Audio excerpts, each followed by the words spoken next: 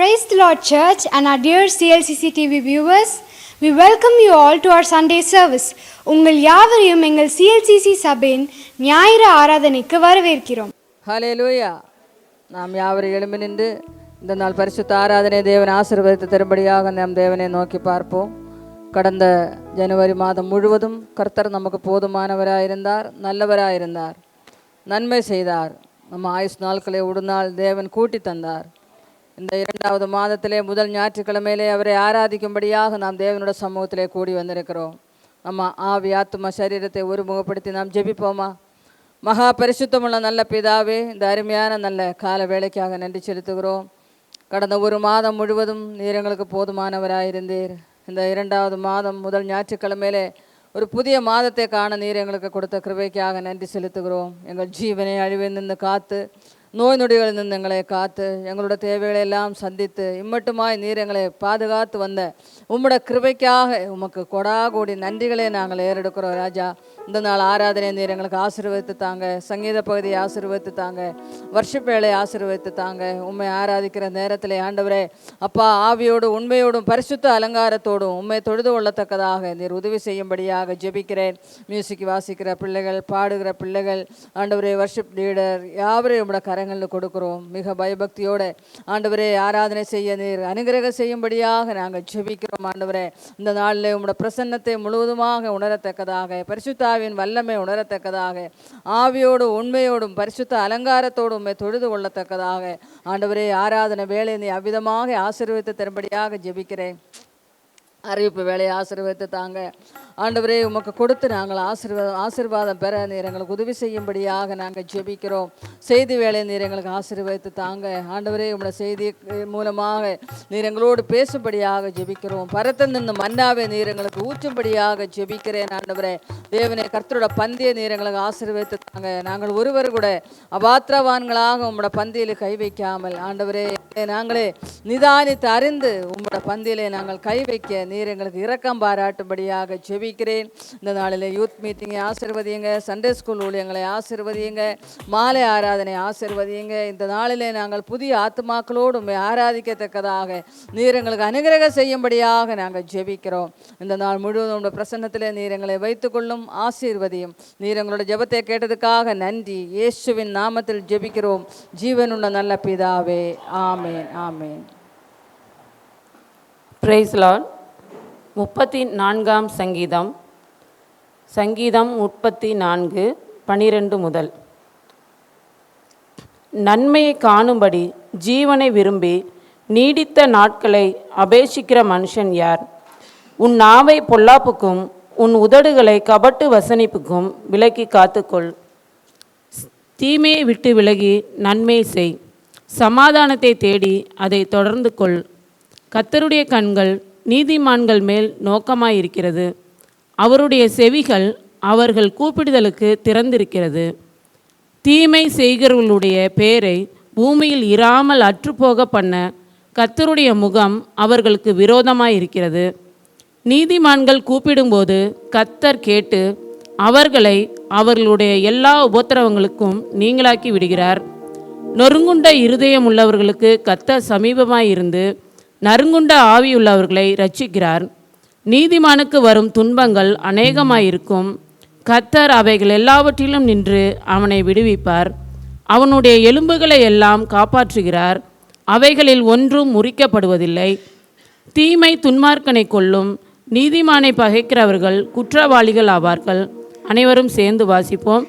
கர்த்தர் தமது ஊழியக்காரரின் ஆத்துமாவை மீட்டு கொள்கிறார், அவரை நம்புகிற ஒருவன் மேலும் குற்றம் சுமராது. அல்லேலூயா, ஆமேன். அல்லேலூயா, ஆமென். இந்த காலை ஆராதனைக்கு வந்திருக்க உங்களை யாவரும் இயேசு கிறிஸ்துவின் நாமத்தினாலே வாழ்த்துகிறோம். இந்த வருஷத்தை இப்போ தான் தொடங்கணும், அதுக்குள்ளே ஒரு மாதம் முடிஞ்சிருச்சு. இப்போ 2வது மாதத்துக்குள்ளே கர்த்தர் நம்மை அடைத்து வைத்திருக்கிறார். கர்த்தர் நமக்கு கிருபையாய் கூட்டி கொடுத்த இந்த ஆயுசு நாட்களுக்காய் கர்த்தருக்கு நல்ல உற்சாகமாய் கரங்களை தட்டி பரிசுத்தாவே நாம் வரவேற்போமா? ஹல்லேலூயா, ஹல்லேலூயா, ஹல்லேலூயா, ஹல்லேலூயா, ஹல்லேலூயா, ஹல்லேலூயா, ஹல்லேலூயா, ஹல்லேலூயா. ஸ்தோத்திரம், ஸ்தோத்திரம், ஸ்தோத்திரம், ஸ்தோத்திரம். இங்கிட்டு முன்னாடி சேர்லாம் கொஞ்சம் காலியாக இருக்குது, முன்னாடி கொஞ்சம் வந்தீங்கன்னா கொஞ்சம் நல்லாயிருக்கும்.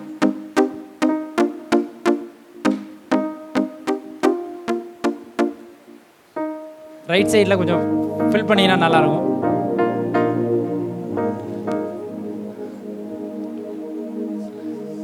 வாங்க முன்னாடி வாங்க.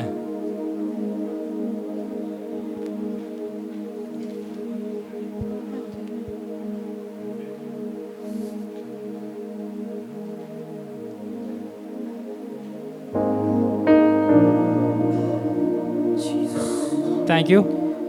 சரி, அப்படியே கொஞ்ச நேரம் கர்த்தர் செய்த எல்லா நன்மைகளை நினைத்து கொஞ்ச நேரம் கண்களை மூடி நாம் கர்த்தரை நோக்கி பார்ப்போமா? கடந்த மாதம் முழுவதும் கர்த்தர் நம்மை கண்மணி போல் பாதுகாத்து இம்மட்டுமாய் அவர் சமூகத்தில் கொண்டு வந்து நிறுத்திருக்கிறார் அல்லவா? அந்த தேவனை நல்லா வாயிலை திறந்து உற்சாகமாய் கர்த்தருக்கு செய்த எல்லா நன்மைகளை நினைத்து அவரை ஸ்தோத்தரிப்போமா? ஹல்லேலூயா தகப்பனே ராஜா, ஆண்டவரே உம்மை ஸ்தோத்தரிக்கிறோம் அப்பா. ஆண்டவரே உம்மை ஸ்தோத்தரிக்கிறோம் தகப்பனே. ஆண்டவரே உம்மை நாங்கள் போற்றுகிறோம் தகப்பனே. ஆண்டவரே உம்மை நாங்கள் துதிக்கிறோம் அப்பா. ஆண்டவரே உம்மை நாங்கள் ஆராதிக்க வந்திருக்கிறோம் தகப்பனே ராஜா. ஆண்டவரே எங்களுக்கு நல்ல சுகமும் நல்ல பலனும் நல்ல ஜீவனும் தந்து ராஜா ஆண்டவரே இம்மட்டுமா எங்களை வழிநடத்தி வந்தீரே அப்பா. ஆண்டவரே உமக்கு நன்றி சொல்லுகிறோம், உமக்கு நன்றி சொல்லுகிறோம், உமக்கு நன்றி சொல்லுகிறோம் தகப்பனே அப்பா. ஆண்டவரே உம்மை ஸ்தோத்திரிக்கிறோம், உம்மை ஸ்தோத்திரிக்கிறோம், உம்மை ஸ்தோத்திரிக்கிறோம். இந்த ஆராதனைக்கு ஆரம்பமாக போற்றி துதிப்போம் எம் தேவதேவனை, புதிய இதயம் உடனே என்ற பாடலை பாடி உற்சாகமாய் கரங்களை தட்டி கர்த்தரை நாம் ஆராதிப்போம்.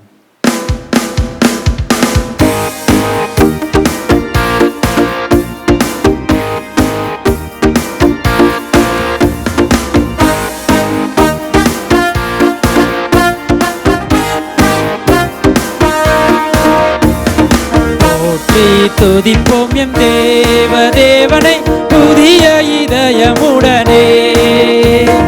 போற்றி துதிப்போம் எம் தேவதேவனை புதிய இதயமுடனே. நேற்றும் இன்றும் என்றும் மாறா இயேசுவை நாம் என்றும் பாடி துதிப்போம். நேற்றும் இன்றும் என்றும் மாறா இயேசுவை நாம் என்றும் பாடி துதிப்போம். இயேசு என்னும் நாமமே நாமமே என் ஆத்துமாவின் கீதமே கீதமே. என் இயேசுவை நான் என்றும் ஏற்றி மகிழ்ந்திடுவேன். என் இயேசுவை நான் என்றும் ஏற்றி மகிழ்ந்திடுவேன். ஓர பயங்கரமான புயலின் மத்தியிலும் கர்த்தர் தம்முடைய கரம் நீட்டி நம்மை காத்தார் அல்லவா? நம்மை மார்போடு அணைத்துக் கொண்டு நம்மை ஐம்பொட்டுமாய் வளர்ந்தார் அல்லவா? அந்த தேவனை உயர்த்தி பாடுவோம்.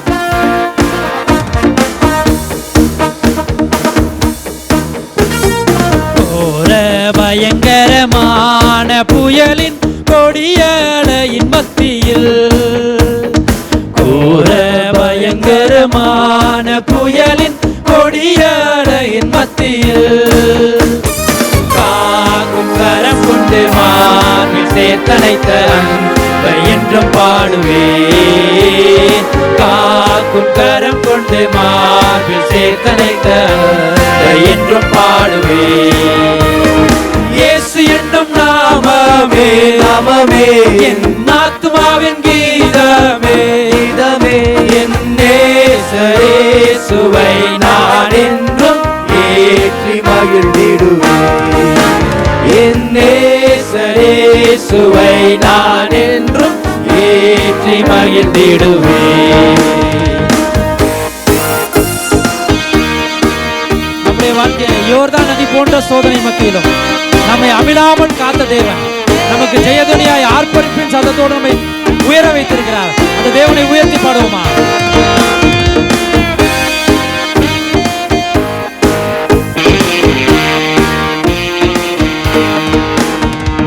யோர்தான் நதி போன்ற சோதனையிலும் சோர்ந்தமிழ்ந்து மாளாதே. யோர்தான் நதி போன்ற சோதனையிலும் சோர்ந்தமிழ்ந்து மாளாதே. ஆற்றின் ஜெயதுனியோடு பாதுகாத்த அன்பை என்றும் பாடுவேன். ஆற்றின் ஜெயதுனியோடு பாதுகாத்த அன்பை என்றும் பாடுவேன். இயேசு என்னும் நாமமே நாமமே என் ஆத்துமாவின் கீதமே கீதமே. என் இயேசுவை நான் என்றும் ஏற்றி மகிழ்ந்திடுவேன். என் இயேசுவை நான் என்றும் ஏற்றி மகிழ்ந்திடுவே.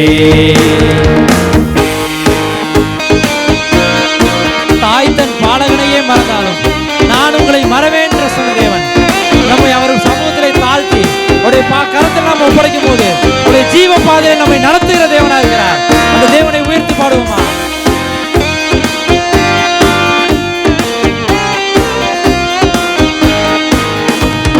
தாய் தன் பாலகனையே மறப்பினும் நான் மறவேன் என்று சொன்னதா? தாய் தன் பாலகனையே மறப்பினும் நான் மறவேன் என்று சொன்னதா? தாழ்த்தி என்னை அவர் கையில் தந்து ஜீவப்பாதை என்று ஓடுவே. தாழ்த்தி என்னை அவர் கையில் தந்து ஜீவப்பாதை என்று ஓடுவே. இயேசு என்னும் நாமமே நாமமே என் ஆத்துமாவின் கீதமே கீதமே. என் நேசரேசுவை நான் என்றும் ஏற்றி மகிழ்ந்திடுவே. என் நேசரேசுவை நான் என்றும் ஏற்றி மகிழ்ந்திடுவே.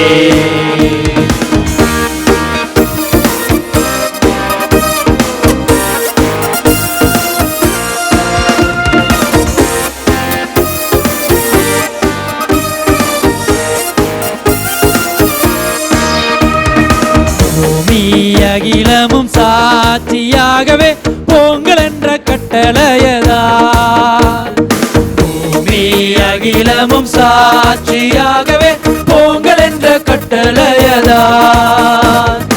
ஆவி ஆத்மாவும் தேகம் யாவும் இன்று ஈர்த்து கொண்டு செய்யுவே. ஆவி ஆத்மாவும் தேகம் யாவும் இன்று ஈர்த்து கொண்டு செய்யுவே. இயேசு என்னும் நாமமே நாமமே என் ஆத்துமாவின் கீதமே கீதமே. என் நேசரேசுவை நான் என்றும் ஏற்றி மகிழ்ந்திடுவே. என் நேசரேசுவை நான் என்றும் ஏற்றி மகிழ்ந்திடுவே. இயேசு என்னும் நாமமே நாமமே என் ஆத்துமாவின் கீதமே கீதமே. என் நேசரேசுவை நான் என்றும் ஏற்றி மகிழ்ந்திடுவே.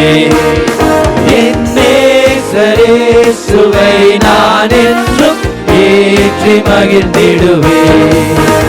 என் நேசரேசுவை நான் என்றும் ஏற்றி மகிழ்ந்திடுவே. நேசரேசுவை நான் என்றும் ஏற்றி மகிழ்ந்திடுவே. உற்சாகமாய் கரங்களை தட்டி கர்த்தரை ஸ்தோத்திரிப்போமா? ஹalleluya ஹalleluya ஹalleluya ஹalleluya. அப்படியே கொஞ்ச நேரம் கர்த்தரை ஸ்தோத்திரிப்போம். ஹalleluya. ஆண்டவரே உம்மை ஸ்தோத்திரிக்கிறோம் ராஜா. ஆண்டவரே உம்மை ஸ்தோத்திரிக்கிறோம். யாரும் மௌனமா இருக்க வேண்டாம். நல்லா வாயில திறந்து கர்த்தரை ஸ்தோத்திரிங்க. ஹalleluya. நீங்க துதிக்கும் போது உங்க சூழலை எல்லாவற்றையும் கர்த்தர் மாற்றுகிற தேவனா இருக்கிறார். உங்கள் தேவையில் யாவையும் சந்திக்கிற தேவனா இருக்கிறார். அதனால் உங்கள் வாயை விரிவாய் தர அதை நன்மையால் நிரப்புவேன் என்று சொன்ன தேவன் நம் மத்தியிலே உலாவி கொண்டிருக்கிறார். அதனால் யாரும் மௌனமா இல்லாம எல்லா வாயில திறந்து கர்த்தரை ஸ்தோத்திரிங்க. ஹalleluya ஹalleluya ஹalleluya.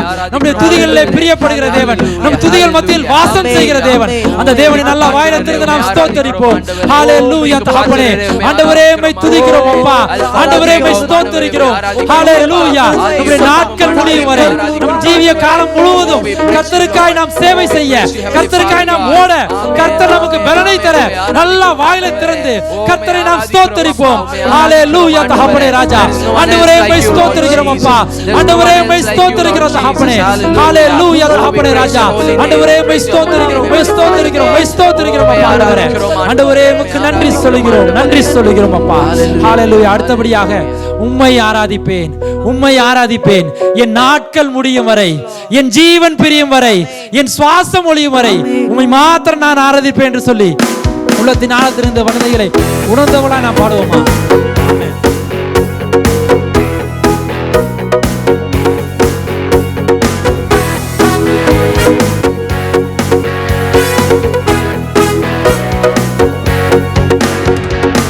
உம்மை ஆராதிப்பேன் ஆராதிப்பே, உம்மை ஆராதிப்பே, உம்மை ஆராதிப்பே, உம்மை ஆராதிப்பே. என் நாட்கள் முடியும் வரை, என் ஜீவன் பிரியும் வரை, என் சுவாசம் ஒழியும் வரை உம்மையே ஆராதிப்பே, உம்மையே ஆராதிப்பே.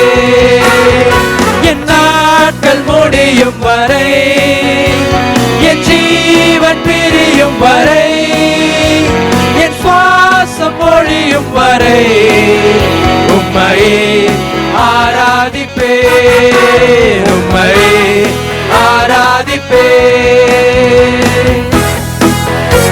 தாயின் கருவில் நாம் உருவாகும் முன்னே நம்மை பேர் சொல்லி அழைத்த தேவன், தாயினும் மேலாக நம் மேல் அன்பு வைத்து இதுவரை நம்மை நடத்தினார் அல்லவா.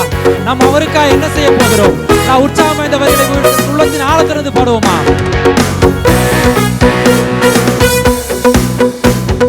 தாயின் கருவில் உருவாகும் முன்னே பேர் சொல்லி அழைத்தவர் நீரே, தாயினும் மேலாக அன்பு வைத்து நீ எனக்காக ஜீவன் தந்தீரே. தாயின் கருவில் உருவாகும் முன்னே பேர் சொல்லி அழைத்தவர் நீரே, தாயினும் மேலாக அன்பு வைத்து நீ எனக்காக ஜீவன் தந்தீரே. என் நாட்கள் முடியும் வரை, என் ஜீவன் பிரியும் வரை, என் சுவாசம் ஒழியும் வரை உம்மையே ஆராதிப்பே. என் நாட்கள் முடியும் வரை, என் ஜீவன் பிரியும் வரை, என் சுவாசம் ஒழியும் வரை உம்மையே ஆராதிப்பே, உம்மையே ஆராதிப்பே. நம்முடைய வாழ்க்கையிலே நாம் எத்தனை முறை இறங்கினாலும் கர்த்தர் நம்மை மன்னிக்கிற தேவனா இருக்கிறார். அவருடைய நன்மையும் கிருபையும் நம்மை தொடர செய்து நம்மை அனுதினமும் நடக்க வைத்திருக்கிறார். அந்த தேவனை உயர்த்தி பாடுவோமா?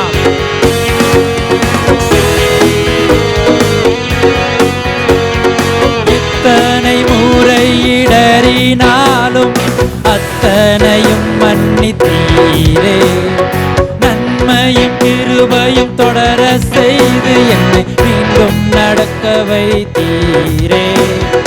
எத்தனை முறை இடறினாலும் அத்தனையும் மன்னித்தீரே, நன்மையும் கிருபையும் தொடர செய்து என்னை மீண்டும் நடக்க வைத்தீரே. என் நாட்கள் முடியும் வரை, என் ஜீவன் பிரியும் வரை, என் சுவாசம் ஒழியும் வரை உம்மையே ஆராதிப்பே.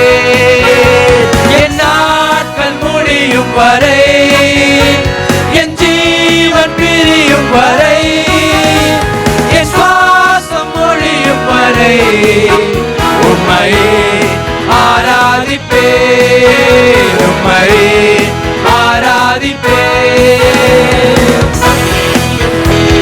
பாவி என்று நம்மை ஒருபோதும் தள்ளாத தேவன், அன்போடு நம்மை அழைத்துக் கொண்டு அவருடைய மார்போடு நம்மை சேர்த்துக் கொள்கிற தேவனா இருக்கிறார். அந்த தேவன் மீண்டும் நமக்காய் வரப்போகிறார். அந்த வருகைக்காய் நாம் ஆயத்தமாக கர்த்தர் நமக்கு கிருபை தரும்படி அந்த வருகையை உணர்ந்தவளாய் பாடுவோமா?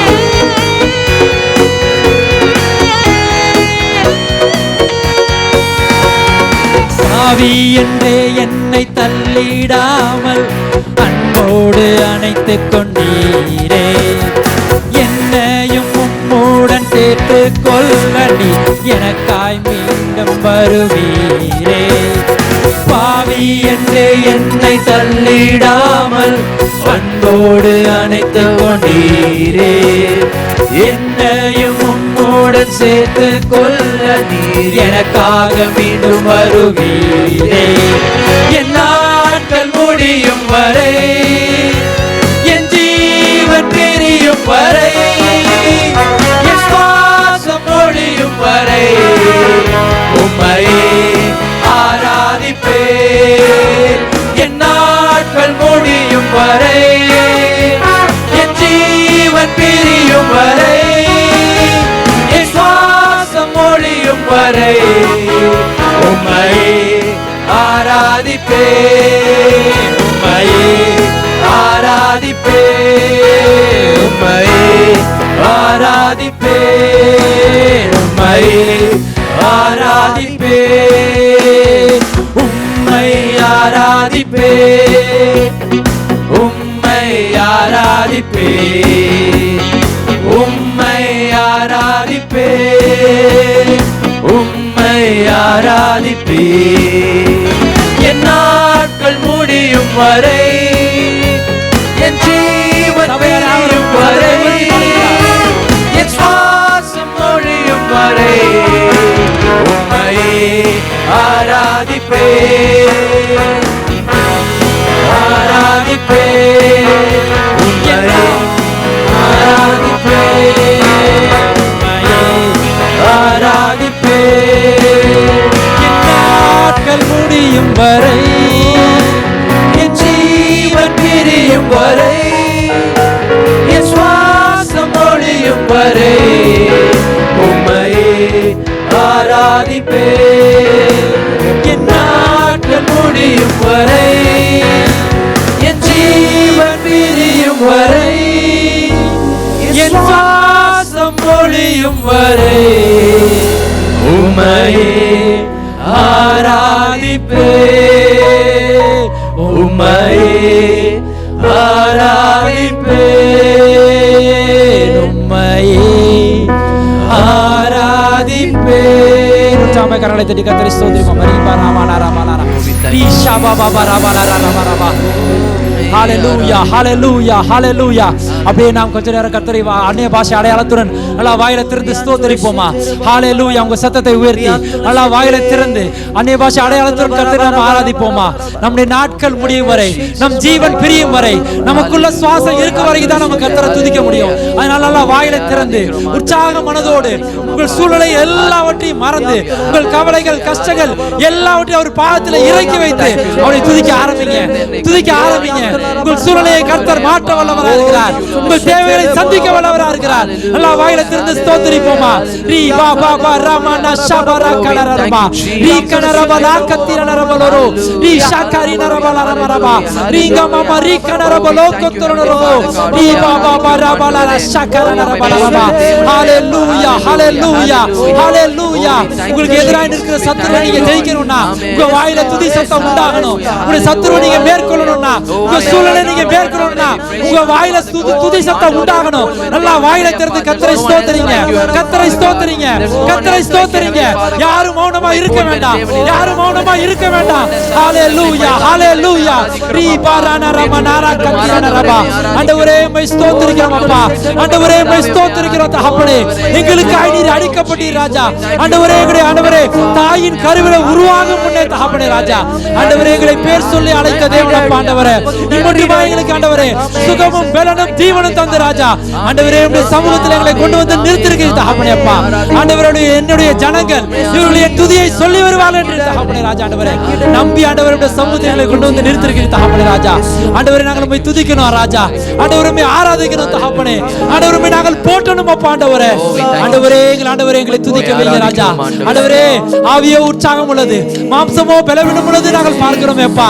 ஆண்டவரே ஆவியானவரே உதவி செய்யுங்க தகப்பனே ராஜா. ஆண்டவரே உதவி செய்யுங்க, உதவி செய்யுங்க தகப்பனே, உதவி செய்யுங்க ராஜா. ஆண்டவரே ரீ பாரான ரபல ரபரபா ரீ கனரபலோ கொத்தரனரபோ ரீ ஷாகாரி நரபல ரபல ரபல ரபா ரீ பாபா பரமனா ஷாகத்திர நரபல ரபா ரீ ஷாபா ரபல ரமன பரலா ரீ ரபா ரோகொத்தரனரபோ. ஹalleluya ஹalleluya ஹalleluya ஹalleluya. ஒரு ஆங்கில பாடல் கர்த்தரை நம்ம ஆராதிப்போம். ஹalleluya ஹalleluya தகப்பனே ராஜா. நம்முடைய தேவையின் மத்தியிலே அவர் நம்மை காண்கிற தேவனாக இருக்கிறார். நமக்காக அவருடைய விலையேறப்பட்ட ரத்தத்தை கிரயமாய் செலுத்தி இருக்கிறார். அவருடைய அன்பினால் மாத்திரம் நாம் இந்த நாளில் விடுதலையாகி அவருடைய ரட்சிப்பை பெற்று அவருடைய சமூகத்தில் நாம் இருக்கிறோம். அந்த தேவனை நாம் உயர்த்தி உள்ளத்தின் ஆழத்திலிருந்து வரிகளை எங்களோடு சேர்ந்து நீங்களும் பாடுவீர்களா? ஹalleluya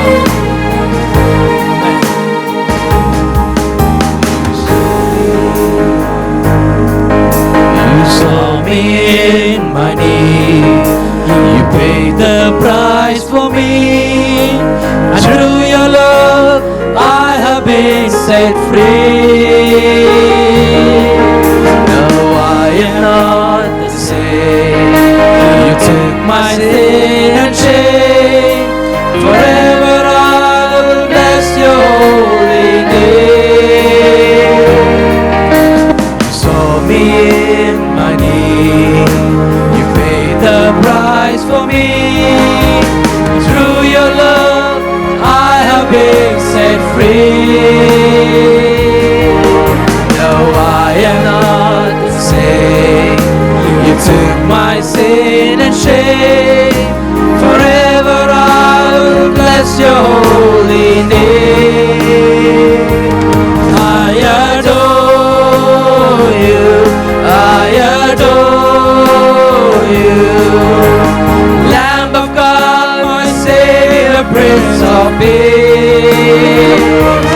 I adore you. I adore you. Jesus, you mean all the world to me. I adore you. I adore you. Lamb of God, my Savior, Prince of Peace. I adore you. I adore you. Jesus, you mean all the world to me. I adore you. I adore you. Lamb of God, my Savior, Prince of Peace. I adore you. I adore you. Jesus, you mean all the world to me.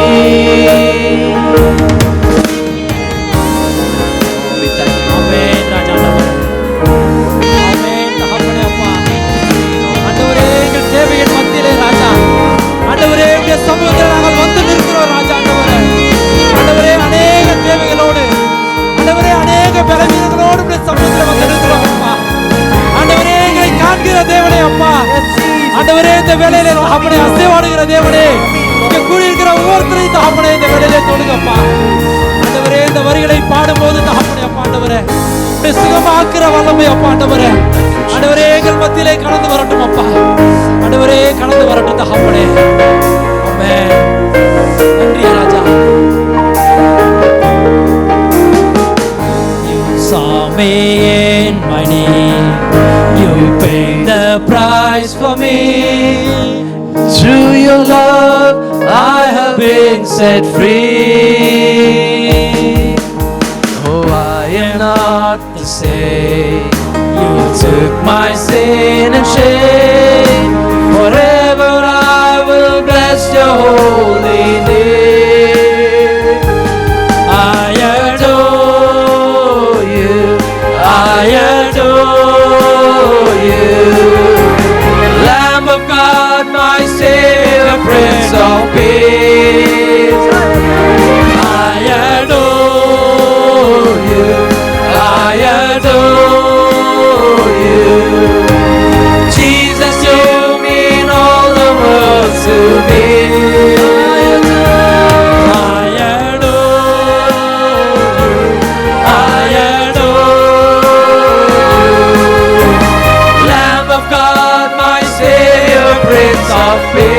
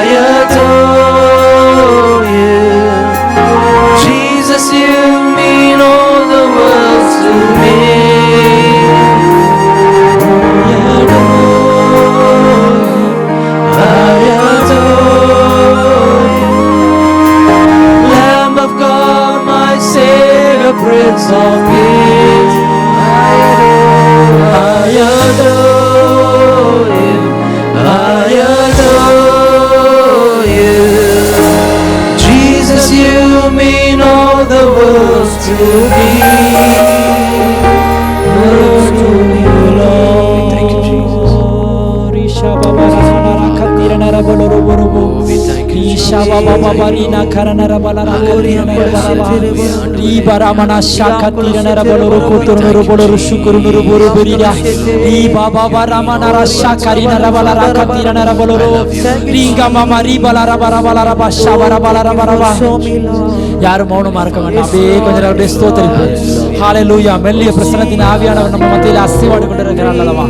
அந்த தேவன் நம்ம தொடுவாரை நல்லா வாயில திறந்து அப்படியே மௌனமா இருக்கலாமே. உள்ளத்தின் ஆழத்திலிருந்து அவரை ஸ்தோத்திரிப்போமா. ஹalleluya. தகப்பனே ராஜா ஆண்டவரே உம்மை ஸ்தோத்திரிக்கிறோம். அவரை துதிக்க வந்திருக்கிறோம். அவரை ஆராதிக்க வந்திருக்கிறோம். நான் மௌனமா இருக்க இங்க வரல. அவரை துதிக்க வந்திருக்கிறீங்க அல்லவா? நல்லா வாயில திறந்து அவரை ஸ்தோத்திரிங்க. நம்ம அனுதினமும் நம்முடைய கரம் பிடித்து நம்முடைய பாதையை அவர் நடத்துகிற தேவனா இருக்கிறார். உயர்ந்த கண்மலை மேல் நம்மை நிறுத்துகிற தேவனா இருக்கிறார். நம்முடைய வாழ்க்கையில என்ன சூழ்நிலை வந்தாலும் அதன் மத்தியில கர்த்தர் நம்மோடு இருந்து நம்முடைய சொந்தங்கள் நம்மை விட்டு விலகி போகலாம்.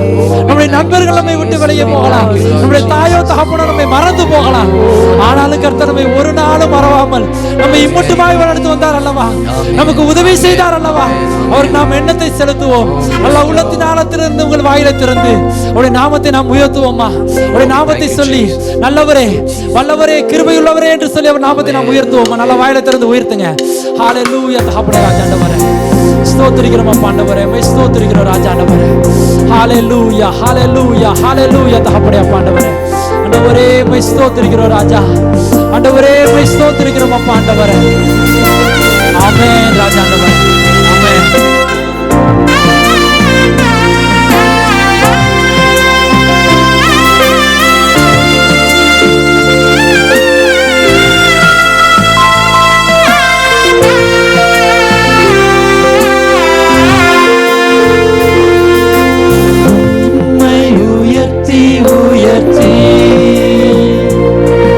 என் உள்ளம் மகிழுதையா. உம்மை நோக்கி பார்த்து என் இதயம் துள்ளுதையா. உம்மை உயர்த்தி என் உள்ளம் மகிழுதையா. உம்மை நோக்கி பார்த்து என் இதயம் துள்ளுதையா. கரம் பிடித்து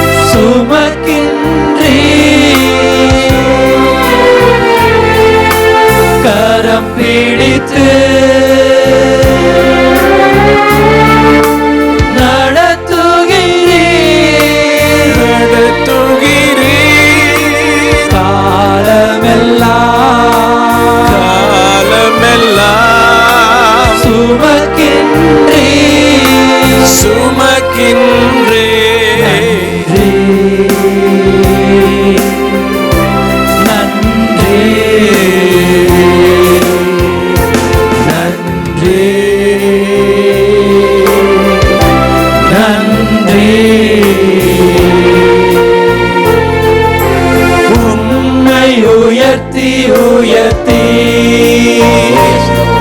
என் உள்ளம் மகிழுதையா. உம்மை நோக்கி பார்த்து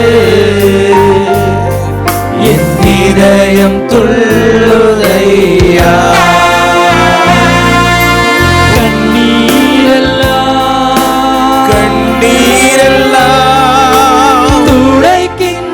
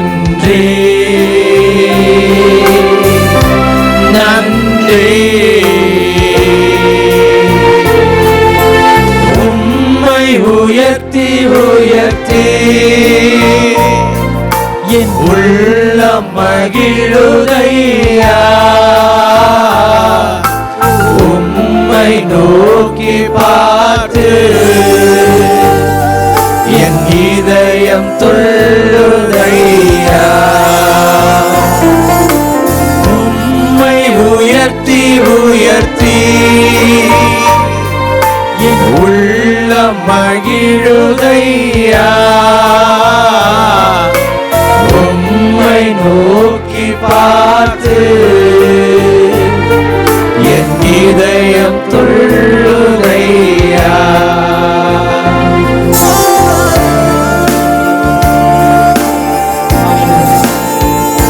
இருப்பவரே, இருந்தவரே, இனிமேலும் வருபவரே என்று சொல்லி உள்ளத்தின் ஆழத்திலிருந்து அவர் நமக்காய் மீண்டும் இந்த பூமியிலே வரப்போகிறார். நம்முடைய பரலோக ராஜ்யத்தில் நம்மை சேர்த்துக் கொள்ள அவர் மீண்டுமாய் வரப்போகிறார் அல்லவா? அதுக்கு நாம் ஆயத்தமாய் இருக்கிறோமா? உள்ளத்தின் ஆழத்திலிருந்து நாம் உள்ளத்தின் ஆழத்திலிருந்து அவரை வரவேற்போமா? உங்களுடைய சத்தம் அல்ல, நம்மையால் மாத்திர இந்த வரிகளை உள்ளத்தின் ஆழத்திலிருந்து உங்கள் சத்தத்தை உயர்த்தி பாடுகிறீர்களா?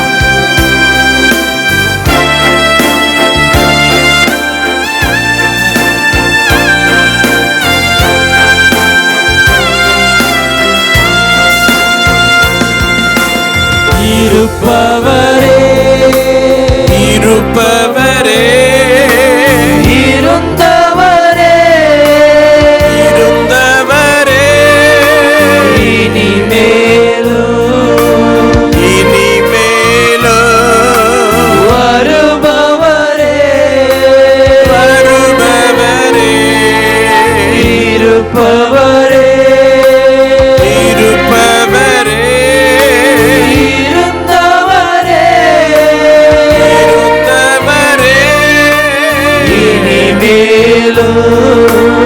இனிமேலும் வருபவரே, வருபவரே. நன்றி, நன்றி,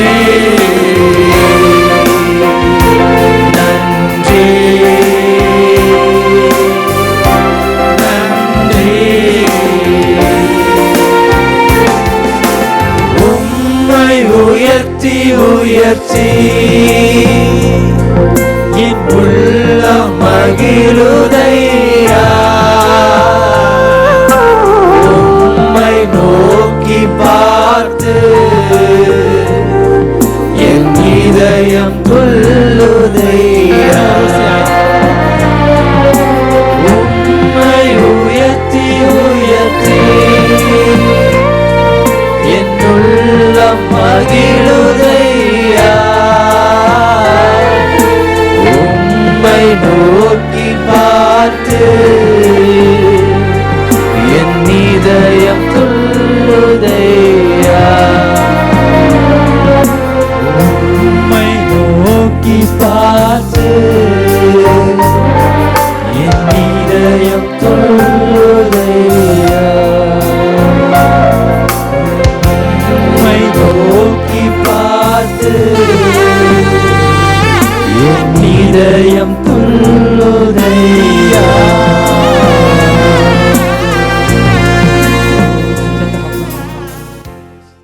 நாம் ஜெபிப்போமா? மகா பரிசுத்தமுள்ள நல்ல பிதாவே, இந்த அருமையான நல்ல கால வேளைக்காக நன்றி செலுத்துகிறோம். இந்த கால வேளையிலே நாங்கள் உமக்கு கொடுக்குற காணிக்கைகள், இந்த பாகங்கள் எல்லாவற்றையும் நீர் ஆசீர்வதித்து தரும்படியாக ஜெபிக்கிறேன். தேவன் தாமே ஆண்டவரே எல்லா குடும்பங்களையும் அளவில்லாமல் ஆசீர்வதிப்பீராக. எல்லா நன்மையை நீ செய்யும்படியாக ஜெபிக்கிறோம். பொருளாதார பெருக்கத்தை நீர் கொடுக்கும்படியாக ஜெபிக்கிறேன். மீதி எடுக்கத்தக்கதான ஆசீர்வாதத்தை நீர் கொடுக்கும்படியாக ஜெபிக்கிறேன். ஆண்டவரே எல்லா குடும்பங்களிலும் ஆண்டவரே பொருளாதார பிரச்சனைகள் எல்லாவற்றையும் நீ மாற்றி எல்லா குடும்பங்களும் உயர்வுக்கு நேராக நீர் கொண்டு செல்லும்படியாக ஜெபிக்கிறேன். கர்த்தர் அப்படி செய்வதற்காக நன்றி செலுத்துகிறோம். இந்த நாளிலே புதிதாக வந்திருக்கிற சகோதரனுக்காக ஜெபிக்கிறோம். அவரையும் அவர் குடும்பத்தையும் நீர் ஆசீர்வதியுங்க. அவர்களுக்கு எல்லா நன்மையை நீ செய்யுங்க. எல்லா வாரம் அவர் தொடர்ந்து ஆலயத்துக்கு வந்து ஆண்டவரே உம்முடைய ஆசீர்வாதத்தை பெற்று செல்ல நீர் அனுகிரகம் செய்யும்படியாக ஜெபிக்கிறேன். நீர் அப்படி செய்வதற்காக நன்றி. இயேசுவின் நாமத்தில் ஜெபிக்கிறோம் ஜீவனுள்ள நல்ல பிதாவே, ஆமேன், ஆமேன். இப்பொழுது ஷைனி ஒரு பாடல் பாடும் பொழுது கர்த்தருக்கு காணிக்கைகள்.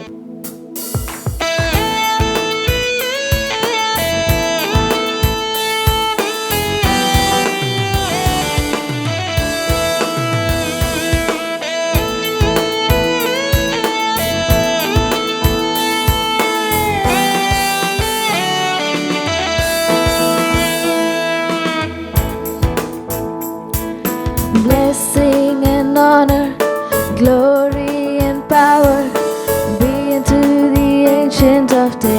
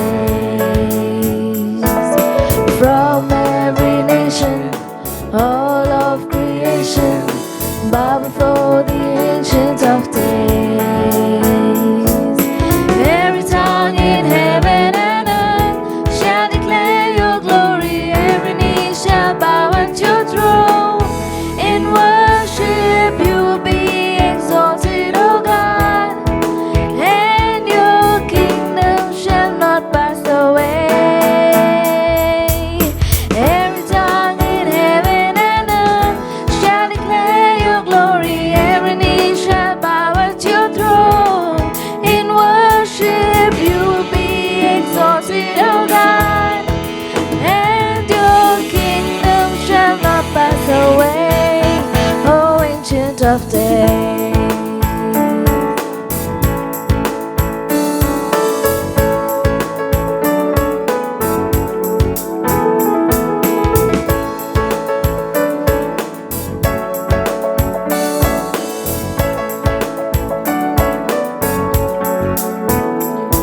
Your kingdom shall reign over all the earth. Sing unto the ancient of days. For none can compare to your matchless word. Sing unto the ancient of days. Your kingdom shall reign over all the earth. Sing unto the ancient of days. For none can compare to your matchless word. matchless word. Sing unto the ancient of days. Every tongue in heaven and earth shall declare your glory. Every knee shall bow at your throne. In worship you will be exalted, O God, and your kingdom shall not pass away. Every tongue in heaven and earth shall declare your glory. Every knee shall bow at your throne. In worship you will be exalted, O God, and your kingdom shall not pass away. O ancient of days, O ancient of days, O ancient of days. கர்த்தரும் அருமை இரட்சகருமாகிய இயேசு கிறிஸ்துவின் நாமத்திலே யாவருக்கும் அன்பின் வாழ்த்துக்கள். Online மூலமாக ஆண்டவருடைய வார்த்தை கேட்கிற மக்களை தேவன் அளவில்லாமல் ஆசீர்வதிப்பாராக. இந்த நாள் செய்தியின் தலைப்பு who are you in the church? சபையிலே நீங்கள் யார்? சபைக்குள்ளே வந்த பிறகு நீங்கள் யாராய் இருக்கிறீர்கள்? உங்களுடைய பொறுப்பு என்ன? இவைகளை குறித்த ஒரு தியானத்தை இந்த நாளில் தியானிக்க கர்த்தர் நமக்கு உதவி செய்வாராக. முதலாவது, சபையிலே என்னும் வார்த்தை. Who are you in the church? அப்படின்னா சர்ச்னா என்ன என்ற ஒரு இன்ட்ரோடக்ஷன் நமக்கு தெரிய வேண்டும். இது ஒரு ஃபண்டமெண்டல் தான், ஒரு அடிப்படையான, நாம் அறிந்திருக்க வேண்டிய அடிப்படையான சத்தியம். ஸோ அடிப்படையான சத்தியங்கள் நமக்கு தெளிவாக தெரிந்திருக்க வேண்டும். ஏனென்றால் இது அஸ்திபார உபதேசம், ஃபவுண்டேஷனல் ட்ரூத். இது அஸ்திபார உபதேசம் என்பதை நாம் மறந்துவிடக்கூடாது. ஓகே, அப்படி என்றால் மத்தேயு 16:18 என்ன சொல்லுகிறது பாருங்கள். மேலும் நான் உனக்கு சொல்லுகிறேன், நீ பேதுருவாய் இருக்கிறாய், இந்த கல்லின் மேல் என் சபையை கட்டுவேன், பாதாளத்தின் வாசல்கள் அதை மேற்கொள்வதில்லை. என் சபையை நான் கட்டுவேன், என் சபையை நான் கட்டுவேன். What it means? அதனுடைய அர்த்தம் என்ன? Church belongs to Jesus. சபை யாருக்கு சொந்தம்? அது ஆண்டவருக்கு சொந்தம். ஸோ சர்ச் என்ற அந்த விஷயம், சபை என்பது மனிதனுக்கு சொந்தமானது அல்ல. சபை என்பது தேவனுக்கு சொந்தமான ஒரு விஷயம்.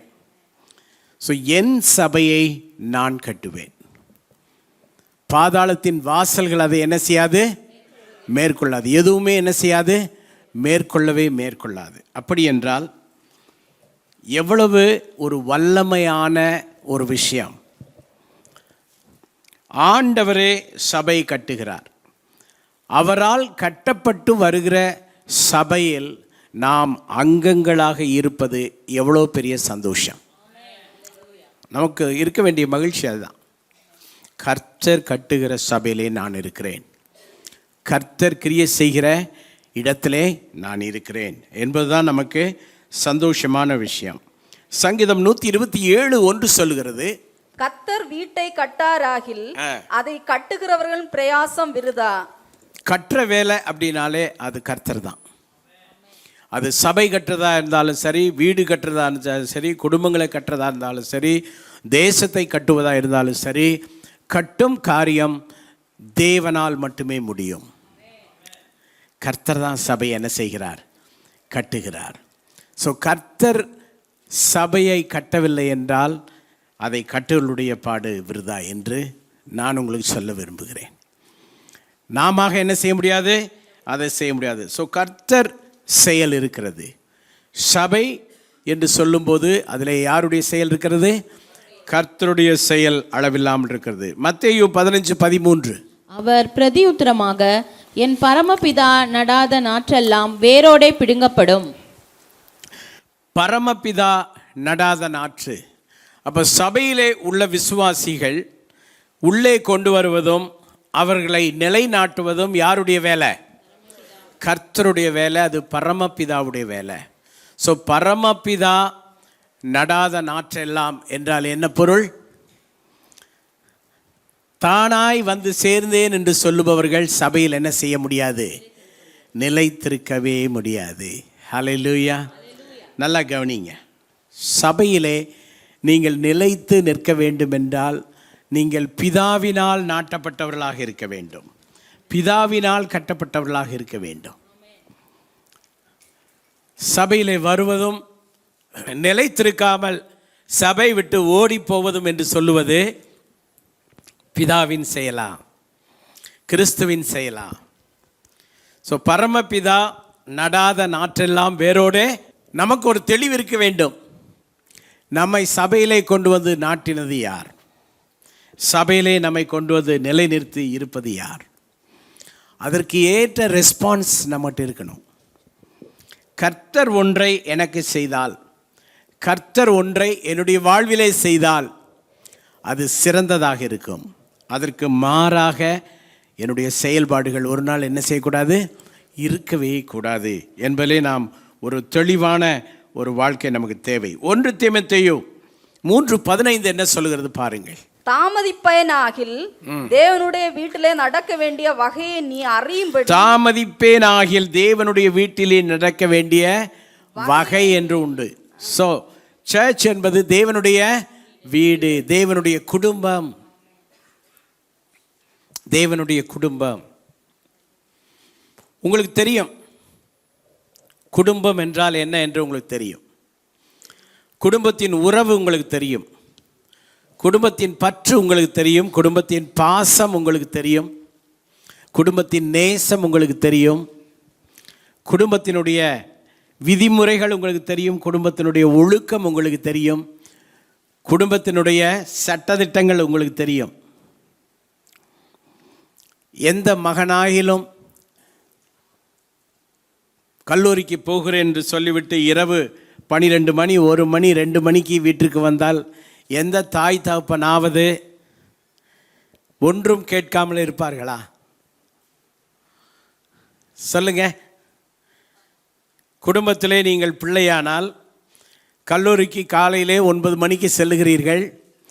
9 மணிக்கு கல்லூரிக்கு செல்லுகிற நீங்கள் இரவு 12 மணி 1 மணி என்று நீங்கள் வருவீர்கள் என்றால் உங்கள் தாய் தகப்பன் ஏன் என்ன என்று கேட்கக்கூடாதா? அது மகனாக இருந்தாலும் மகளாக இருந்தாலும் குடும்பத்திலே ஒரு ஒழுக்கம் இருக்குமா இருக்காதா? சொல்லுங்க பார்க்கலாம், பேசுங்களேன். என்னுடைய மகன் கல்லூரியிலே படிக்கும் பொழுது வரவேண்டிய நேரத்திற்கு ஒரு நாள் வரவில்லை. கிறிஸ்மஸ் காலம். சென்ட் ஜோசப் காலேஜில் படித்து கொண்டிருந்தான். தொலைபேசியின் மூலமாக தொடர்பு கொண்ட போது ப்ராக்டிஸ் நடக்கிறது, ஒரு ஷூட்டிங் போய் கொண்டிருக்கிறது, முடித்து விட்டு வருகிறேன் என்றான். எத்தனை மணிக்கு? 8, 8:30 முடிஞ்சிடும்னு நினைக்கிறேன். அது தாண்டிடுச்சு. 11 மணி ஆயிடுச்சு, வரல. ஸோ என் மகனுக்கு தெரியும் இவ்வளோ லேட்டாக வந்தால் வீட்டில் என்ன நடக்கணும். வரும்போது ப்ரொஃபஸரோடு வந்தார். அவங்க department professor, English department professor, அவரோடு வந்தார். என் மகன் உள்ளே வர்றதுக்கு முன்னாடி ப்ரொஃபஸர் தான் உள்ளே வந்தார். வந்துட்டு சொன்னார், சாரி சார் இன்றைக்கி இந்த மாதிரி ஒரு நிகழ்ச்சி உங்கள் மகன் இருக்க வேண்டியதாயிடுச்சு, நான் தான் நிறுத்தி ஷூட்டிங்கெல்லாம் முடிச்சு கூட்டிகிட்டு வர்றேன் என்று சொன்னார். அவரை பிடிச்சி வாங்குன்னு வாங்கிவிட்டேன். இப்போ அவர் சொல்லுவார், குடும்பம் என்றால் குடும்பத்திற்கு கண்டிப்பாக என்ன இருக்கணும், ஒரு ஒழுக்கம் இருக்கணும். எல்லோரும் சேர்ந்து வாசிக்கலாமா? வாசிங்க. தாமதிப்பேன் ஆகில் வாசிங்க. வீட்டில் நடக்க வேண்டிய வகையை நீ அறியும்படிக்கு இவைகளை உனக்கு, அந்த வீடு ஜீவனுள்ள தேவனுடைய சபையாய் சத்தியத்துக்கு தோணும்.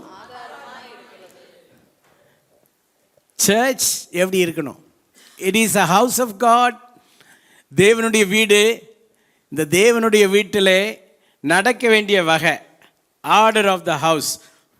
அந்த வீட்டில் சில ஆர்டர் இருக்குது, சில ஒழுங்கு இருக்குது, சில கிரமமான விஷயங்கள் இருக்குது என்பதை நாம் மறந்துவிடக்கூடாது.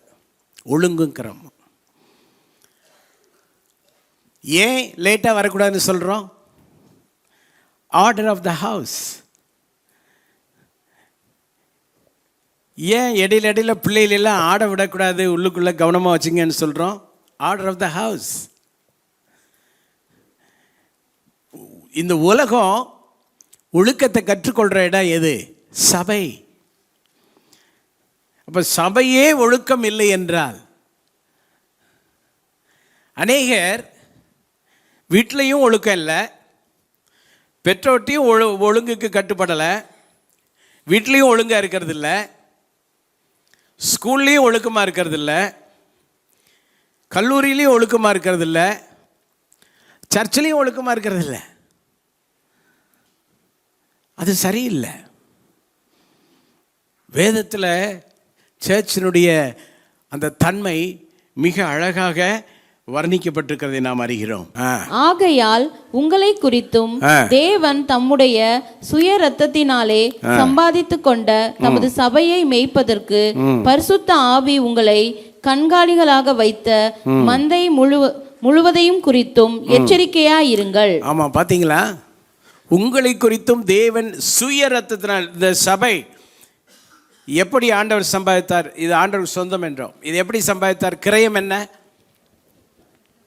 ரத்தத்தை சிந்தி. இயேசுவின் ரத்தத்துக்கு மதிப்பு இருக்கா இல்லையா? கைத்தட்டி இயேசுவின் ரத்தத்திற்கான அந்த விலை கிரயத்தை யாருமே தர முடியாது. ரத்தம் சிந்தி சம்பாதித்தார். உங்களையும் என்னையும் சபையிலே கொண்டு வந்து ஆண்டவர் ரட்சிக்கப்பட்டவர்களை சபையில் அனுதினமும் சேர்த்திருக்கிறார் என்றால் எப்படி? ரத்தம் சிந்தி. இப்போ ரத்தம் சிந்தி சம்பாதித்த சபைக்கு உள்ள அந்த மதிப்பு எங்கே? அந்த மரியாதை எங்கே? நம்ம என்ன செய்யணும்? ரத்தம் சிந்தி சம்பாதித்த சபை, அதுக்குள்ள வேல்யூ இருக்குது. உங்களையும் என்னையும் ஆண்டவர் ரத்தத்தினால் மீட்டு கொண்டார். நல்ல ஒரு ஆமேன் சொல்லலாமா? அதை மேய்ப்பதற்கு பரிசுத்த ஆவி உங்களை கண்காணிகளாக வைத்த, கண்காணிகள்னா யாருன்னா பாஸ்டர்ஸ், கண்காணிகளாக வைத்த மந்தை முழுவதையும் குறித்து எப்படி இருக்கணுமா? சர்ச்சை பற்றி ஒரு கேர்ஃபுல்லாக கவனமாக சபையை நடத்தணும்னு தான் யாருக்கு சொல்கிறாரு? இப்போ விசுவாசிகள் என்ன நினைக்கிறாங்க? நாங்கள் சொல்கிற மாதிரி தான் பாஸ்டர் நடக்கணும்.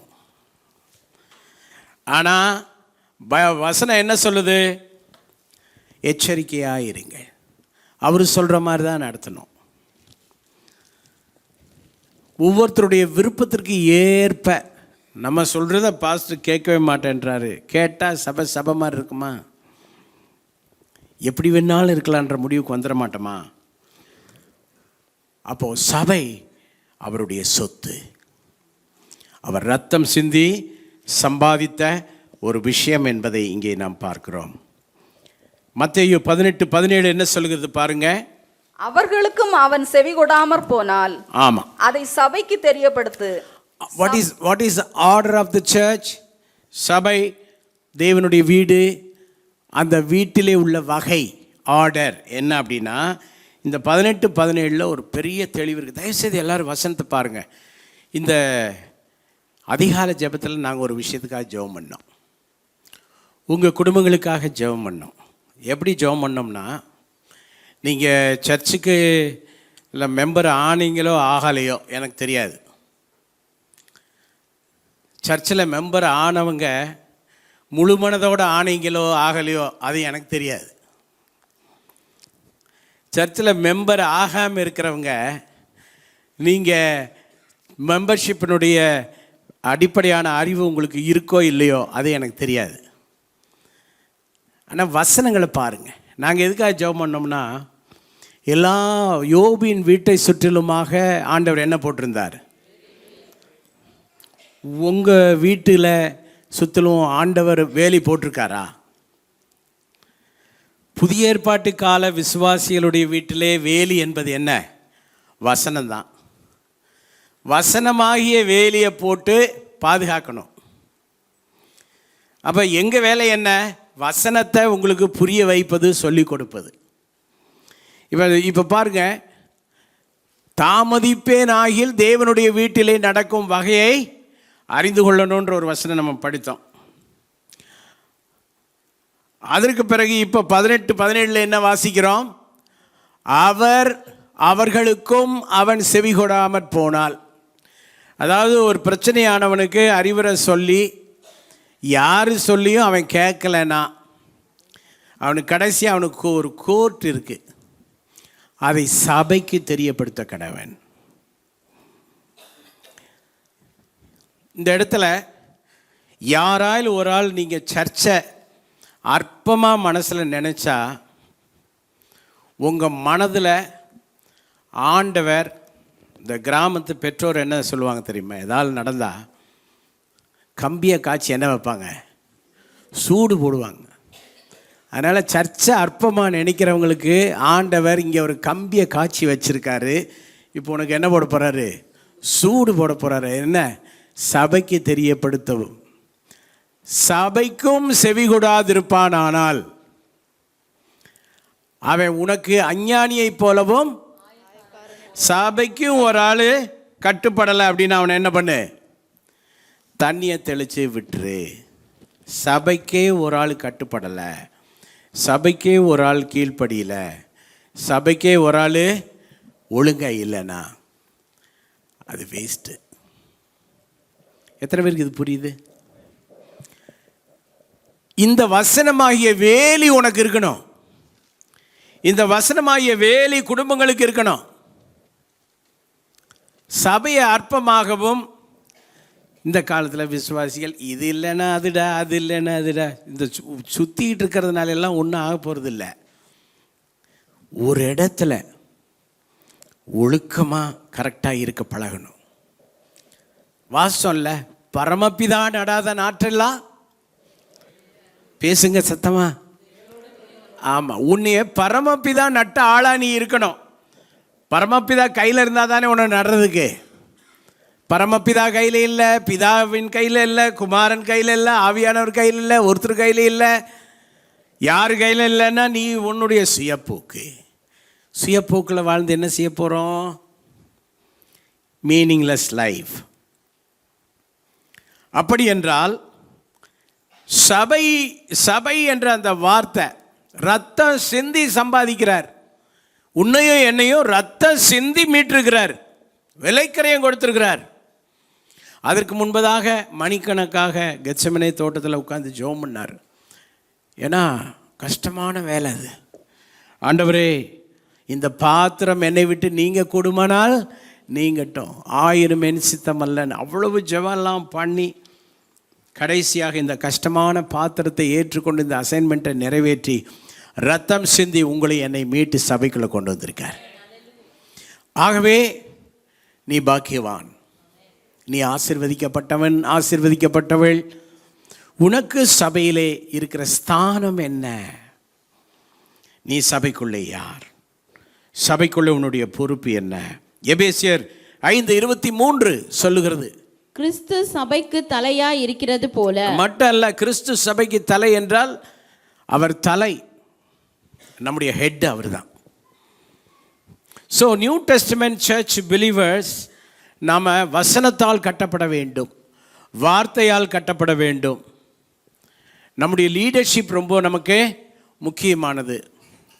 நம்முடைய லீடர்ஷிப், நம்முடைய சபைக்கு தலை யாராக இருக்கிறது? ஆண்டவராக இருக்கிறார். அப்போ இங்கே ஒரு ஆர்டர் சொல்றார், ஒரு ஃபேமிலி ஆர்டர் சொல்றாரு. வாசிங்க. கிறிஸ்து சபைக்கு தலையா இருக்கிறது போல புருஷனும் மனைவிக்கு தலையா இருக்கிறான். அவரே சரீரத்திற்கும் இரட்சகராய் இருக்கிறார். பாத்தீங்களா? ஒரு ஆர்டர். இப்ப குடும்பத்துக்கு தலைவர் யாரு? வீட்டுக்கு தலைவர் யாரு? பேசுங்க. அம்மா, எந்த புருஷன்? எல்லா புருஷனும் இல்லை. எந்த புருஷனுடைய தலையிலே கிறிஸ்து தலைவராக இருக்கிறாரோ, கிறிஸ்துவின் தலைமையை ஏற்றுக்கொண்ட புருஷனுக்கு தான் இந்த ஆர்டர்.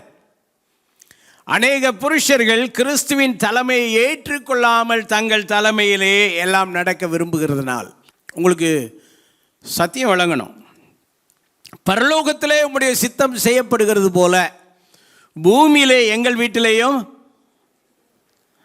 அப்போ தலைமை கரெக்டாக இருக்கணும். தலைமைனா என்ன?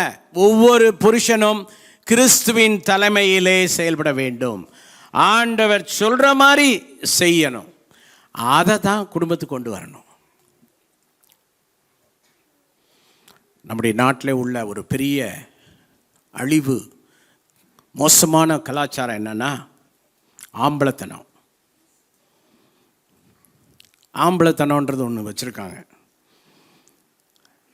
ஆம்பளைன்றதுனால என்ன வேணாலும் பேசலாமா? நான்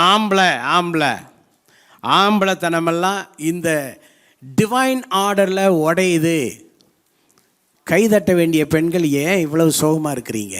அடிமைத்தனத்திலே வாழ்ந்து பழகிட்டீங்க. நல்லா கைதட்டி ஆண்டவருக்கு மகிமை கொடுங்க.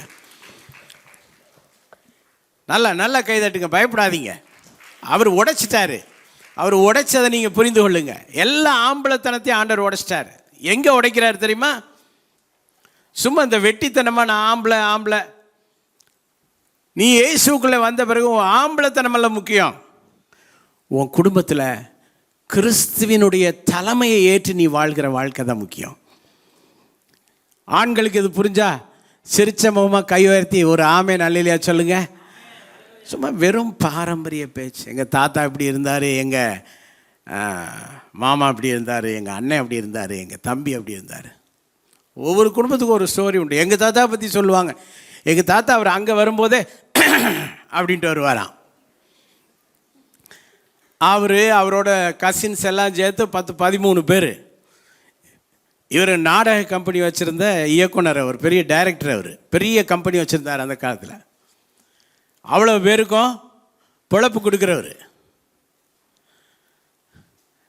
லேண்டு வச்சுருந்தார், நல்ல வயல் விளையிறது வசதி. அதனால் அவர் அங்கேருந்து ஒன்று அத்தனை பேரும் அட்டென்ஷனில் நிற்பாங்க. இந்த கதை எவ்வளோ நாளைக்கு ஓடும்? இயேசுவை ஏற்றுக்கொள்ளாத வரைக்கும் தான் ஓடும். இயேசுவை ஏற்றுக்கொண்ட பிறகு என்ன? யார் தலையாக இருக்கிறது? வாயத்திறந்து பேசுங்க. கிறிஸ்து தலையாக இருக்கிறார். பெண்களே, உங்கள் குடும்பத்தில் கிறிஸ்துவின் ஆட்சி இருக்க வேண்டும் என்றால் உங்கள் புருஷன் கிறிஸ்துவின் தலைமையை ஏற்ற புருஷனாக இருக்கணும். புருஷர்கள் கிறிஸ்துவின் தலைமையை ஏற்றுக்கொள்ளணும். அதுக்கு பிறகுதான் நீ குடும்பத்துக்கு சிறந்த தலைவன். அப்போ லீடர்ஷிப் ஆர்டர் என்ன? கிறிஸ்து அவர் நமக்கு தலையாக இருக்க வேண்டும். சபைக்கு தலையாரு? Pastor is not head. அப்போ ஒரு பாஸ்டர் என்று சொல்லுபவர் குடும்பத்தில் எப்படி புருஷன் ஒரு ஆம்பளத்தனம்னு சொல்லி வாழ்கிறாரோ அதே போல் சபையில் பாஸ்டர், நான் பாஸ்டர் சொல்கிறத கேளு, அப்படி அல்ல. பாஸ்டருடைய அந்த சபையினுடைய தலையை அறிந்த பாஸ்டராக இருக்கணும். சபையின் தலையார் கிறிஸ்து. அஸ்திபாரம் கிறிஸ்து. ஆல் இன் ஆல் கிறிஸ்து. ரத்தம் சிந்தி சம்பாதித்த சபை. நல்ல கை தட்டுங்க, நல்ல கை தட்டுங்க. உங்களுக்கு எங்கெல்லாம் ஃபீல் இருக்கணுமோ அங்கெல்லாம் ஃபீல் வரணும். எல்லா நாட்டிலையும் நல்லா ஃபீல் உள்ள விசுவாசிகள் இருக்கிறாங்க. அப்படின்னா நாக்கு சாகாத விசுவாசிகள். அவங்களுக்கு நாக்கு சாகலை. காரம் சாப்பிடும்போது அந்த விசுவாசிகள்கிட்ட ரியாக்ஷன் இருக்கு. காரம் சாப்பிடும்போது it is too much, lot of chilli, oh my God, நாக்கு சாகலை. சுவையா இனிப்பு சாப்பிடும்போது முகமெல்லாம் மலர்ச்சியாக இருக்கு. Oh it's very sweet. புளிப்பு சாப்பிடும்போது, லெமன் பிழிஞ்சு குடிக்கும்போது ஓ முகமெல்லாம் கூசுது, ரியாக்ஷன். அதே போல் உலகம் முழுவதும் வசனங்களை கேட்கும்போது மக்களுக்கு வசனத்தினுடைய ரியாக்ஷன் வருது. அது என்ன திருச்சிக்காரங்களுக்கு மட்டும் ஒரு ரியாக்ஷன் இல்லை? நாக்கு செத்து போச்சா? நாக்கு செத்து போச்சா? இல்லை, பாரம்பரிய வாழ்க்கை, பழக்க தோஷம், இவைகளினால் நாம் சொல்லி கொண்டு வருகிற இந்த வசனத்தின் விளக்கங்கள் உங்களுக்கு கொஞ்சம் டைட்டாக இருக்கா? உலகம், மாமிசம், பிசாசு, இந்த மூன்றும் வீட்டுக்குள்ளே வராமல் பாதுகாக்கப்பட வேண்டும் என்றால் வசனமாகிய வேலி எல்லா விசுவாச குடும்பத்துக்கும் வேணும். அப்போ இங்கே கொடுக்குற வசனங்களை ஆழமாக கவனிக்கணும். வசனத்தை நீங்கள் புரிந்து கொள்ளணும். உன் ஆகாரத்தை தண்ணீர் மேல் போடு, அப்போதே சொல்லுங்க, அநேக நாட்களுக்கு பிறகு பலனை காண்பாய்னா என்ன? அந்த அந்த விதையில் என்ன இருக்கு? ஜீவன் இருக்கு. இங்கே எடுத்து வாசிக்கிற வசனத்தில் என்ன இருக்கு? வல்லமை இருக்கிறது, ஜீவன் இருக்கிறது. இது உனக்குள்ளே வேலை செய்ய வேண்டும் என்றால் உன் ஜீவனை நீ புரிஞ்ச ஆளாக இருக்கணும். உனக்கு ஜீவனே புரியாமல் இருந்தா வசனம் சாகலை, நீ செத்ததுனால உனக்குள்ள அது வேலை செய்யாமல் இருக்கு. இது வேலை செய்யணும்னா உனக்கு ஜீவன் இருக்கணும். ஹல்லேலூயா. எபேசியர் 5:23 கிறிஸ்து சபைக்கு தலையாய் இருக்கிறது போலங்கிறார். எபேசியர் 4:12-13 பரிசுத்தவான்கள் சீர்பொருந்தும் பொருட்டு சுவிசேஷ ஊழியத்தின் வேலைக்காகவும் கிறிஸ்துவின் சரீரமாகிய சபையானது பக்தி விருத்தி அடைவதற்காகவும் அவர் சிலரை அப்போஸ்தலராகவும், ரைட், ஆண்டவர் சிலரை அப்போஸ்தலராக, சிலரை தீர்க்கதரிசிகளாக, சிலரை சுவிசேஷகராக, சிலரை மேய்ப்பராக, போதகராக ஏற்படுத்தினார். எங்க சபையிலே ஆண்டவர் சிலரை அப்போஸ்தலராக, தீர்க்கதரிசிகளாக, சுவிசேஷகர்களாக, மேய்ப்பர்களாக, அப்புறம் சிலரை போதகர்களாக ஏற்பாடு பண்ணியிருக்கிறார். சபையில் அவங்க யாருன்னா, அவங்க நாங்கள் என்ன ஊழியத்தில் இருக்கிறோன்னு சொல்லுவாங்க. நீங்கள் யார்? இன்றைய கேள்வி. சபையில் நீங்கள் யார்? இப்போ இவ்வளோ நேரம் நம்ம எல்லா வசனமும் பிரசங்கம் அல்ல. இவ்வளோ நேரம் வாச பகுதி பிரசங்கம் அல்ல. It is not a body of my message. இப்போ இவ்வளோ நேரம் வாச எல்லாமே introduction. Church, ecclesia. Ecclesia in Greek. எக்லீசியானா கால்ட் அவுட் பீப்புள், பிரித்தெடுக்கப்பட்ட மக்களின் கூட்டம். எப்படி பிரித்தெடுத்தார்? தனது இரத்தத்தை விலைக்கரியமாக கொடுத்து. அப்போ நான் சபையில் நம்ம யார்? நீங்கள் அதை புரிந்து கொள்ளணும். நீங்கள் ஏதோ நான் சபைக்கு வர்றேன் போகிறேன், ஆனால் நீங்கள் யாருன்னே தெரியாமல் ஏன் வர்றீங்க? சர்ச்சில் உங்கள் நிலைப்பாடு என்ன? சர்ச்சில் என்ன பொசிஷன் உங்களுக்கு இருக்குது? Number 1, we are children of God. சபையிலே நாம் தேவனுடைய பிள்ளைகள், தேவனின் பிள்ளைகளாக நாம் சபைக்கு வருகிறோம். அதான் முதல் குறிப்பு. 1 யோவான் 3:1-2 நாம் தேவனுடைய பிள்ளைகள் என்று அழைக்கப்படுவதினாலே, நாம் தேவனுடைய பிள்ளைகள் என்று அழைக்கப்படுவதினாலே பிதாவானவர் நமக்கு பாராட்டின அன்பு. எப்படி நமக்கு அன்பு பாராட்டுகிறார்? நாம் தேவனுடைய பிள்ளைகள் என்கிறபடியினாலே அவர் நம்ம மேல ஒரு ஸ்பெஷல் லவ் வைத்திருக்கிறார். ஒரு கனெக்ஷன் இருக்கு. நாம் யார்? சபையிலே நீங்கள் யார்? நல்லா வாய்த்தறது சொல்லுங்க. தேவனுடைய பிள்ளைகள்.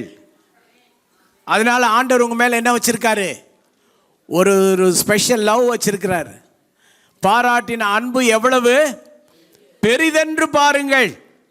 அதாவது இங்க நிறைய பிள்ளைகள் இருக்கிறீங்க. ஓகே, எல்லாரும் ஒரு தகப்பனாக என்னை நீங்கள் பார்க்கிறீர்கள். இங்கே என்னுடைய மகள் ஷைனி இருக்கிறாள்.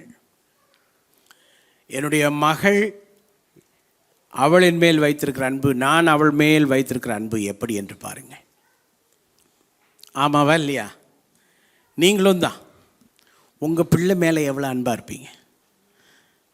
சொல்லுவாங்கள்ல, காக்கைக்கு சத்தம் தான் சொல்லுங்களேன், தன் தன் குஞ்சு பொன் குஞ்சு அப்படின்னா என்ன? காக்கா என்ன கலரு? ஆமாம், அதுக்கு என்ன கருப்பாக இருந்தாலும் அது என் பிள்ளை, அழகான பிள்ளை அப்படின்னு நினைக்கிறது போல தேவன் தம்முடைய பிள்ளைகளை அவர்கள் மேல் வைக்கிற அந்த அன்பு எவ்வளோ பெரிதென்று பாருங்கள். மிகப்பெரிய அன்பிற்கு பாத்திரவான்களாக இருக்கிறோம். காரணம், we are God's children. தேவனுடைய பிள்ளைகள் என்ற ஒரே காரணம்தான். யோவான் 1:12 யாரும் திறக்காம எத்தனை பேர்களோ அவருடைய பிள்ளைகளாகும்படிக்கு. So we have authority as a children of God. அவருடைய பிள்ளைகள் என்ற அதிகாரம் பெற்றவர்கள். Who we are his children. Amen. மத்தேயு 21:28 முடிய வாசிக்கலாம். ஆயினும் உங்களுக்கு எப்படி தோன்றுகிறது? ஒரு மனுஷனுக்கு 2 குமாரர் இருந்தார்கள். மூத்தவனிடத்தில் அவன் வந்து, மகனே, நீ போய் இன்றைக்கு என் திராட்சை தோட்டத்தில் வேலை செய் என்றான். 2 குமாரர் இருந்தார்கள். எனக்கு இப்போ 2 குமாரர் தேவை. ஒன்று பிளஸன், வா. 2 ஜீவன், வா. 2 குமாரர்கள் இருக்கிறதை பார்க்குறீங்க. மூத்தவனிடத்தில் அவன் வந்து மகனே, நீ இன்றைக்கு என் திராட்சை தோட்டத்தில் வேலை செய் என்றான். அதற்கு அவன் மாட்டேன் என்றான். மூத்தவன் பிளஸன் சொல்றான், இன்றைக்கு நீ என்ன செய்யணும்? என்னுடைய திராட்சை தோட்டத்தில். என்னுடைய திராட்சை தோட்டம் என்றால் என்ன? நான் அப்பா. என்னுடைய திராட்சை தோட்டம் என்றால் இவனுக்கு என்ன உரிமை இருக்கிறது? இவன் தான் சுதந்திரவாளி. இப்போ இவனுக்கு எல்லா உரிமையும் இருக்குது. என் திராட்சை தோட்டத்தில் வேலை செய்யணுன்னே அவன் என்ன பண்ணணும்? நம்ம தோட்டம்னு நினைக்கணும். என்ன நினைக்கணும்? நம்ம தோட்டம்னு நினைக்கணும். ஆனால் அதுக்கு என்ன சொல்கிறான் அவன்? அதற்கு அவன் மாட்டேன் என்றான். அதெல்லாம் முடியாதுன்றான். இன்னொன்று ஞாபகத்துக்கு வருது, அப்புறம் சொல்கிறேன். அடுத்தது இளையவன். பார்க்கறதுக்கு இந்த பூனையும் பால் குடிக்குமான்னு தோணுது. ஆனால் மொழியை பார்த்தா பயங்கரமாக இருக்குது. வாசிங்க. இளையவனிடத்திலும் அவன் வந்து அப்படியே சொன்னான். அதற்கு அவன் போகிறேன் ஐயா என்று சொல்லியும் போகவில்லை. டாடி, ஓகே டாடி, நான் செய்கிறேன் டாடி. இந்த இவன் இருக்கானே, சனிக்கிழமை வாடான்னு நான் 3 வருஷமாக சொல்லிகிட்டு இருக்கிறேன். நேற்று கூட சொன்னேன்னா, வந்தியா சனிக்கிழமை சாயங்காலம்? எத்தனை வருஷமாக இப்படி வராமல் இருக்கிறேன்? 3 வருஷமாக. ஆனால் பேச்சு எப்படி? போகிறேன் ஐயா, சரிங்க ஐயா. ஆனால் 2 பேருக்கு பேர் என்ன? பிள்ளை, சில்ட்ரன் ஆஃப் காட். இவங்க யாருக்கு ஒப்பாக இருக்கிறாங்கன்னா, உட்கார்ந்து சிரிச்சிங்களே, உங்களுக்கு தான் ஒப்பாக இருக்கிறார்கள். நீங்கள் பயங்கர சிரிப்பு எல்லாம் நல்லா தான் இருக்குது. நீங்கள் தேவனுடைய பிள்ளை. இதில் யார் மூத்த பிள்ளை, யார் இளைய பிள்ளை? கொஞ்சம் பேர் மூத்த பிள்ளை மாதிரி இருக்கிறீங்க. சபைக்குள்ளே நீங்கள் உங்களுடைய ஸ்டேட்டஸ் என்ன? Children of God. ஆனால் மூத்த பிள்ளையா இளைய பிள்ளையா? மூத்த பிள்ளை சொல்லுது அதெல்லாம் முடியாது. 2வது பிள்ளை சொல்லுது போகிறேன் ஐயா. அடுத்து தொடர்ந்து வாசிங்க. இவ்விருவரில் எவன் தகப்பனுடைய சித்தத்தின்படி செய்தவன் என்று கேட்டார். அதற்கு அவர்கள் மூத்தவன் தான் என்றார்கள். ரைட். மூத்தவன் முடியாதுன்னு சொல்றான், அவன் தான் செய்யறான். ஓகே செய்யறேன்னு சொல்றான், ஆனா செய்ய மாட்டேன்றான். இது 2ல் மகன் என்ற ஸ்டேட்டஸ்ல உண்மையா இருக்கிறது யாரு? தகப்பனுக்கு கீழ்ப்படுகிறவன். நீங்களும் நானும் சபையிலே தேவ பிள்ளைகள் என்ற ஸ்டேட்டஸ் தான் நமக்கு முதல்ல. அது பாஸ்டாக இருந்தாலும் சரி, பிஷப்பாக இருந்தாலும் சரி, அப்பாஸ்டலாக இருந்தாலும் சரி, இவாஞ்சலிஸ்டாக இருந்தாலும் சரி, டீச்சராக இருந்தாலும் சரி, ப்ராஃபெட்டாக இருந்தாலும் சரி, எல்லாருமே இந்த முதல் ஸ்டேட்டஸ் என்ன தான்? Children of God. இப்போ முதல்ல நம்ம என்ன செய்யணும்? அப்பாவுக்கு கீழ்ப்படியணும். கீழ்ப்படியணுமா? இன்றைக்கி என்ன ஆயிடுச்சு தெரியுமா? வசனம் தெரியாத விசுவாசிகள். நம்ம குடும்பங்களில் வசனம் வேலி இல்லை, வசன பாதுகாப்பு நம்ம வாழ்க்கையில் இல்லை. நம்ம என்ன நினைக்கிறோம்னா, சபைக்கு போனால் போதுன்னு நம்ம வந்துட்டு போகிறோம்னு நினைக்கிறோம். பாருங்க, ஃபவுண்டேஷன் இல்லாத கிறிஸ்டியன்ஸ். ஒரு விஷயம், நீ வந்தாலும் வரலனாலும் இயேசு கட்டுற சபைன்னு ஒன்று இருக்குது. அது அவர் வார்த்தையின்படி கட்டிகிட்டு இருக்கிறாரு. வார்த்தைக்கு யாரெல்லாம் ஒப்பு கொடுக்குறாங்களோ அவங்கெல்லாம் வருவாங்க. நீ வரல அப்படின்றதுனால சபைக்கு என்ன இல்லை? நஷ்டம் இல்லை. உனக்கு ஆசீர்வாதம் வேண்டும் என்றால் நீ வசனத்தின்படி என்ன செய்யணும்? உன்னுடைய வாழ்க்கையை பாதுகாப்பாக அமைக்க படிக்கணும். கோயம்புத்தூரில் நிறைய சபைகள் இருக்குது. அதில் எனக்கு தெரிந்த ஒரு போதகர் அடிக்கடி என்ன பிரசங்கத்துக்கு கன்வென்ஷனுக்கு கூப்பிடுவார். 1000 பேருக்கு மேலே வருவாங்க. பெரிய சபை, எல்லாரும் ஒயிட் அண்ட் ஒயிட்டில் தான் இருப்பாங்க. உங்களுக்கு தெரியும் தானே, அந்த காலத்து சமாச்சாரம் அது. ஆராதனை 10 மணிக்கு கரெக்டாக 10:05 10:10னா வெளியில் கேட்டை பூட்டிடுவாங்க. ஆமாங்க, அதுக்குள்ளே வந்தவங்க மட்டும்தான் ஆராதனை. அதுக்கு பிறகு வந்தால் கேட் பூட்டியிருக்கும், வீட்டுக்கு போயிட வேண்டியது தான். காரணம், நீ லேட்டாக வந்து சபையினுடைய ஆசீர்வாதத்தை கெடுக்கிறதுக்கு இடம் இல்லை. இப்போ ஒரு முறை கேட்டேன், என்ன பாஸ்டர் எப்படின்னு. உலக பிரகாரமாக இருக்கிற ஸ்கூலெல்லாம் கரெக்டாக வச்சுருக்கிறான், காலேஜ் எல்லாம் கரெக்டாக வச்சுருக்கிறான், சபையை மட்டும் ஏன் இவ்வளோ மோசமாக நம்ம நடத்தணும்? ஒழுங்காக வரேன், வந்தால் வரட்டும், வராதவன் போகிற ஐயா. அப்படிப்பட்ட விசுவாசி அவன் எங்கே போனாலும் அவனும் விளங்க மாட்டான், அவன் போகிற சபையும் விளங்காது. இது சரின்னா பக்கத்தில் உள்ளவங்ககிட்ட பேசுக்க.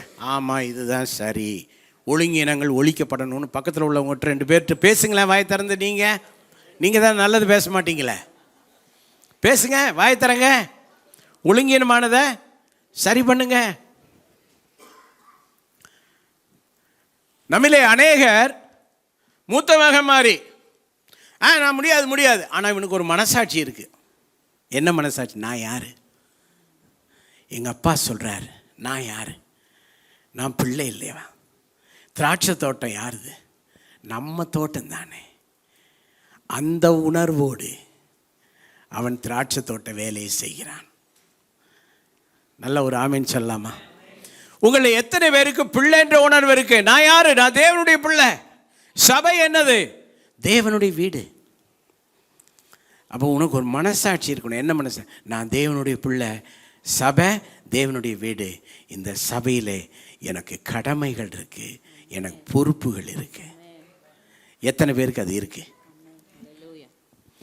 ஆனால் இளைய மகன் இவர் வேற ஸ்டைல் தான். இவர் அழகா சமாளிக்கிறார். இவர் மாதிரி விசுவாசிகள் நிறைய அழகா சமாளிக்கிறவங்க இருக்கிறீங்க. உங்களுக்கு பேச்சு திறமை ஜாஸ்தி. அந்த பேச்சு திறமையெல்லாம் வச்சு காஸ்பல் சொல்லி நிறைய பேரை ஆதாயப்படுத்தணும். அதையெல்லாம் விட்டுட்டு பேச்சு திறமையினால நீங்கள் சமாளிக்கிறீங்க. என்ன? கீழ்ப்படுகிறேன் டாடி, செய்கிறேன் டாடி. ஏன் டாடி? நம்ம குடும்பத்துக்கு செய்யாமல் யாருக்கு செய்ய போகிறேன் டாடி? இப்படி பேசிட்டு ஒன்றுமே செய்கிறதில்ல. எனக்கு தெரியும், சபையில் எதுவுமே செய்யாமல் இருக்கிற அநேகர் இருக்கிறீங்க. கேள்வி என்ன தெரியுமா?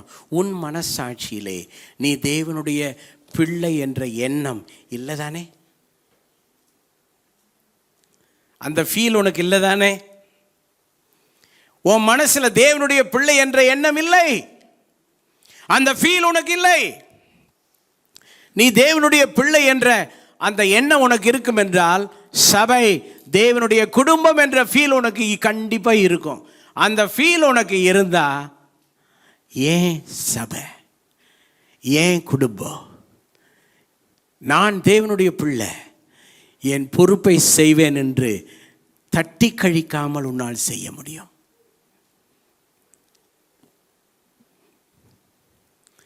உன் வீட்டை சுற்றிலும் வேலி, வசனத்தின் வேலி வேணும். உன்னை சுற்றிலும் வசனத்தின் வேலி வேணும். வசனத்தை கேட்கிறவளா மட்டும் இருக்கக்கூடாது, வசனத்தினுடைய உட்பொருளையும் உட்கருத்தையும் நீங்கள் புரிந்து கொள்ள வேண்டும். மீண்டும் உங்களுக்கு சொல்லுகிறேன், இந்த வசனத்திற்கே உரிய வல்லமை வசனத்துக்குள்ளே இருந்துகிட்டே தான் இருக்கு.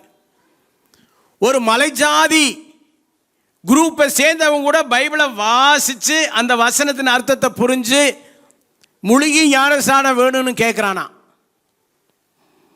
இப்போ இவ்வளவு விளக்கங்கள் எல்லாம் எடுத்து பேசின பிறகும் ஒரு ஆளுக்கு வசனம் புரியலன்னா அந்த வசனத்தை புரிந்து கொள்ளக்கூடிய தன்மை இல்லை, அர்ப்பணிப்பு இல்லை, மனப்பக்குவம் இல்லை. நீ வேறொரு உலகத்தில் வாழ்கிறாய். உன்னுடைய உலகம் வேற, அதனால மேட்ச் ஆக மாட்டேன். லூக்கா 2:49 என்ன சொல்லுகிறது? அதற்கு அவர், நீங்கள் ஏன் என்னை தேடினீர்கள்? என் பிதாவுக்கு அடுத்தவைகள் நான் இருக்க வேண்டியதென்று அறியீர்களா? இயேசுவுக்கு ஒரு ஃபீல் இருந்துச்சு. I am a child of God. I am a son of God. ஏன் என்ன தேடினீங்க? I should be involved with my father's affair. என்னுடைய பிதாவுக்கு அடுத்த அலுவல்களிலே நான் இருக்க வேண்டாமா? நீங்கள் தேவனுடைய பிள்ளைகள், நான் தேவனுடைய பிள்ளை என்றால் பிதாவுக்கு அடுத்த அலுவல்களிலே இருக்கணும். Father's affair. பிதாவுக்கு என்னென்ன வேணுமோ அதெல்லாம் செய்யணும். அப்பாவுக்கு ஒன்றுமே செய்யாத பிள்ளை என்ன பிள்ளை? அப்போ இயேசு பூமியில் வந்தபோது என் பிதா என்னை அனுப்பினார், நான் என் பிதாவின் வேலை செய்யணும், அதை தெளிவாக சொன்னார். நல்ல ஒரு ஆமேன் சொல்லலாமா? பிலிப்பியர் நிருபத்தில் 2:20, 21, 22, 23. அது ஏனென்றால் உங்கள் காரியங்களை உண்மையாய் விசாரிக்கிறதற்கு என்னை போல மனதுள்ளவன் அவனை அன்றி வேறொருவனும் என்னிடத்தில் இல்லை. பவுல் ஒரு ஆளை பற்றி சொல்றார். பவுல் யாரை நம்புறதுன்ற ஒரு கேள்வி. இந்த கேள்வி எல்லாருக்கும் உண்டு, யாரடா நம்புறதுன்னு. இப்போ பவுல் சொல்லும்போது யாரை பற்றி சொல்றாரு? வாசிங்க. மற்றவர்கள் எல்லோரும் கிறிஸ்து இயேசுக்குரியவைகளை தேடாமல் தங்களுக்குரியவைகளையே தேடுகிறார்கள். யாரையால் அனுப்புனா சொந்த காரியமாக போய் வேட்டையாடிட்டு போயிடுறான். சபையில் போய் பவுல் அனுப்புனேன்னு சொல்லி இதெல்லாம் செய்து வாடா தம்பி அப்படின்னு சொல்லி அனுப்புனா, பவுல் அனுப்புனாருன்னு போயிட்டு அவனுக்கு என்ன வேணுமோ அதை சுருட்டிட்டு போயிடுவான். தங்களுக்கானவைகளை தேடுகிறார்கள். ஆனால் தகப்பனுக்கு பிள்ளை ஊழியம் செய்வது போல அப்படி ஒரு ஆள் இல்லைதான். தகப்பனுக்கு பிள்ளை ஊழியம் என்பது, மினிஸ்ட்ரி டீம் என்பது தகப்பனும் பிள்ளை என்ற ஒரு உறவில் இருக்கிறது. அவன் என்னுடனே கூட சுவிசேஷத்தின் மித்தம் ஊழியம் செய்தான் என்று அவனுடைய உத்தம குணத்தை அறிந்திருக்கிறீர்கள். ஆமா, அவனுடைய உத்தம குணத்தை நான் உங்களுக்கு சொல்ல காரணம், தகப்பனுக்கு ஒரு பிள்ளை ஊழியம் செய்கிற மாதிரி அவன் என்னோட இருந்தான். எந்த தகப்பனுக்கும் பிள்ளை வந்து சாக்லேட் வாங்கி கொடுத்தா தான் வருவேன்னு நிபந்தனை பண்ணுவானா? அப்பா வாங்கி தருவார், அது வேறு விஷயம். அப்பா பிள்ளை எல்லாம் நடக்கும். ஆனால் எதிர்பார்ப்பு இல்லாமல் ஒரு தகப்பனுக்கு ஊழியம் செய்கிறது போல். ஸோ அந்த மாதிரி இங்கே கொஞ்சம் பேர் இருந்தீங்கன்னா உங்களுக்கு பேர் தான் பிள்ளை. You are a child of God. இருக்கீங்களா நீங்கள்? அப்படி எத்தனை பேர் எப்படி இருக்கிறீங்க? So these are all very important things. தேவனுடைய பிள்ளைகள் என்னும் நிலையில் ஊழியம் செய்திடல் வேண்டும். If you called children of God, தேவனுடைய பிள்ளைகள் என்று நாம் அழைக்கப்பட்டால், என்ன வேலை இருந்தாலும், என்ன பொறுப்பு இருந்தாலும், என்ன நேரமில்லை என்ற நிலை இருந்தாலும், நீங்கள் ஒரு சபையிலே ஆண்டவர் உங்களை தேவனுடைய பிள்ளைகள், தேவ குடும்பம் என்ற நிலையிலே வைத்திருந்தால் அங்கு உங்களுக்கு சில பொறுப்புகள் உண்டு. பொறுப்பில்லாதவர்கள் கிடையவே கிடையாது. உங்கள் பாடியில் பாருங்கள், நிறைய பார்ட்ஸ் இருக்குது.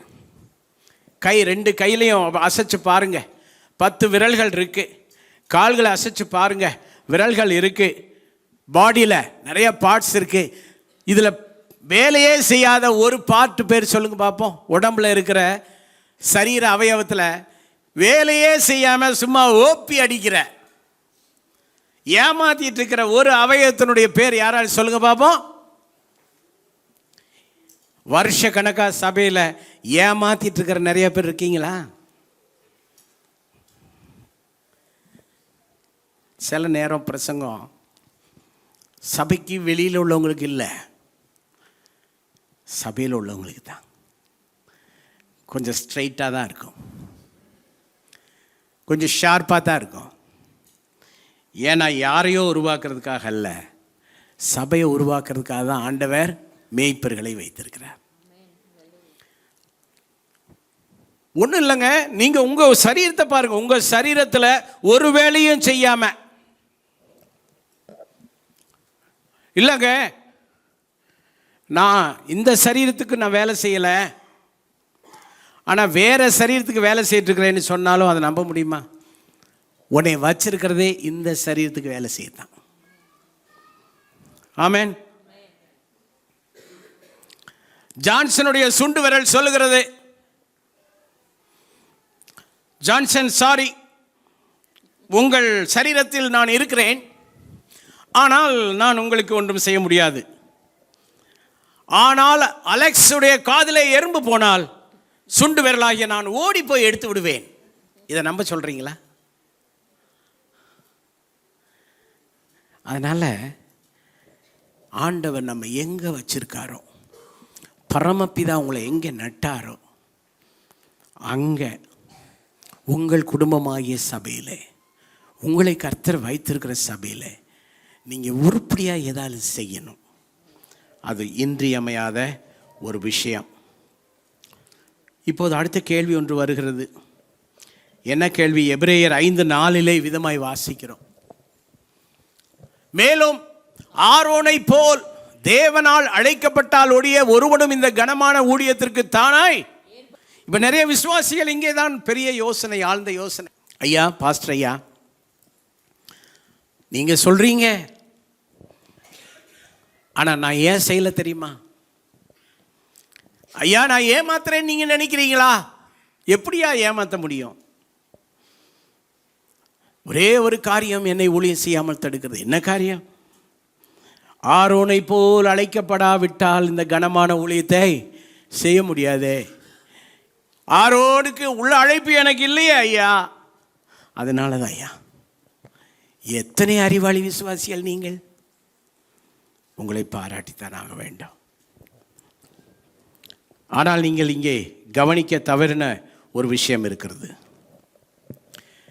இயேசு ஆரோனுடைய வம்சத்திலிருந்து பிறக்கவில்லை, யூதா கோத்திரத்திலே பிறந்தார்.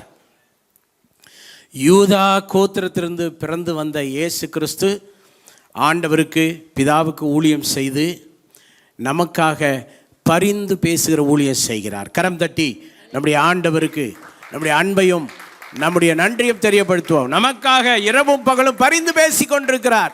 அவர் ஆரோனின் கோத்திரம் அல்ல, அவர் லேவி கோத்திரம் அல்ல, அவர் யூதா கோத்திரம். அப்படி என்றால் கோத்திர முறைமை மாற்றப்பட்டு விட்டது. நீ ஆரோனை போல ஒரு அழைப்பை தேடிக்கொண்டிருக்காதே. அதனால்தான் நாம் அனைவரும் லேவியர்களாக இருக்கிறோம், நாம் அனைவரும் ஆசாரியர்களாக இருக்கிறோம் என்று வெளிப்படுத்தின விசேஷத்திலே வாசிக்கிறோம். புண்ணியங்களை அறிவிக்கிறவர்களாக நாம் கர்த்தர் நம்மை மாற்றி இருக்கிறார்.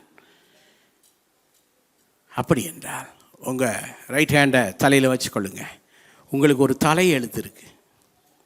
உலகத்தான் சொல்லுவான் தலை எழுத்துன்னு. ஏண்டா சொல்கிறான்னு நினைக்க தோணும்.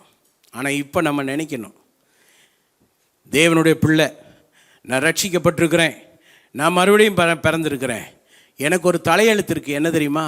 நான் கண்டிப்பாக தேவனுடைய பிள்ளையாக இருப்பதினாலே தேவனுடைய குடும்பத்தில், தேவனுடைய வீட்டில் ஏதாயிலும் ஒரு வேலையை நான் செய்யணும் என்பது என் தலையெழுத்து. நல்லா சொல்லுங்க, தலையெழுத்து சொல்லுங்க. ஆமாவா இல்லையா? கண்டிப்பாக செய்யணுங்க. அது தலையெழுத்து. ஏனென்றால் நம்ம ஆரோனுடைய விதிமுறையை பின்பற்ற வேண்டிய அவசியம் நமக்கு இல்லை. யூதா கோத்திரத்திலே பிறந்த இயேசு கிறிஸ்து கோத்திர முறைமைகளை மாற்றிவிட்டார். அதனால நம்ம கோத்திர முறைமையின்படி அல்ல, நம்ம இயேசுவின் கோத்திரம். தோத்திரம் சொல்லுங்க. இயேசுவின் கோத்திரம் எல்லாம் நல்ல தோத்திரம் சொல்லுங்க. கைதட்டி, நல்ல கைதட்டி. ஹல்லேலூயா.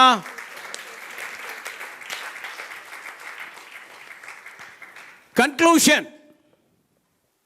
அப்போஸ்தலர் 9:4. அவன் தரையிலே விழுந்தான்.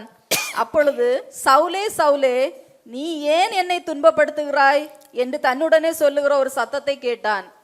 ஓகே. சவுல் சபையை துன்பப்படுத்தி கொண்டிருந்தான்.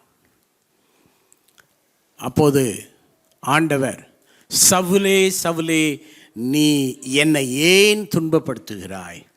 It's very deep meaning about membership of the church. எல்லாரும் நல்லா கவனிக்கணும். சும்மா வசனம் தெரியாமல், வசனம் புரியாமல், வசனத்தினுடைய அர்த்தம் தெரியாமல், வசனமாகிய வேலி இல்லாமல் குடும்ப வாழ்க்கையை, மொட்டை வாழ்க்கை, வேலியே இல்லாத, கட்டுப்பாடே இல்லாத, ஒழுக்கமே இல்லாத குடும்பங்கள், தனிப்பட்ட வாழ்க்கையில் ஒரு அமைப்பு இல்லை, ஒரு ஒழுக்கம் இல்லை, ஒரு கட்டுப்பாடு இல்லை, என்ன வாழ்க்கை? நீங்கள் சர்ச்சில் மெம்பரா?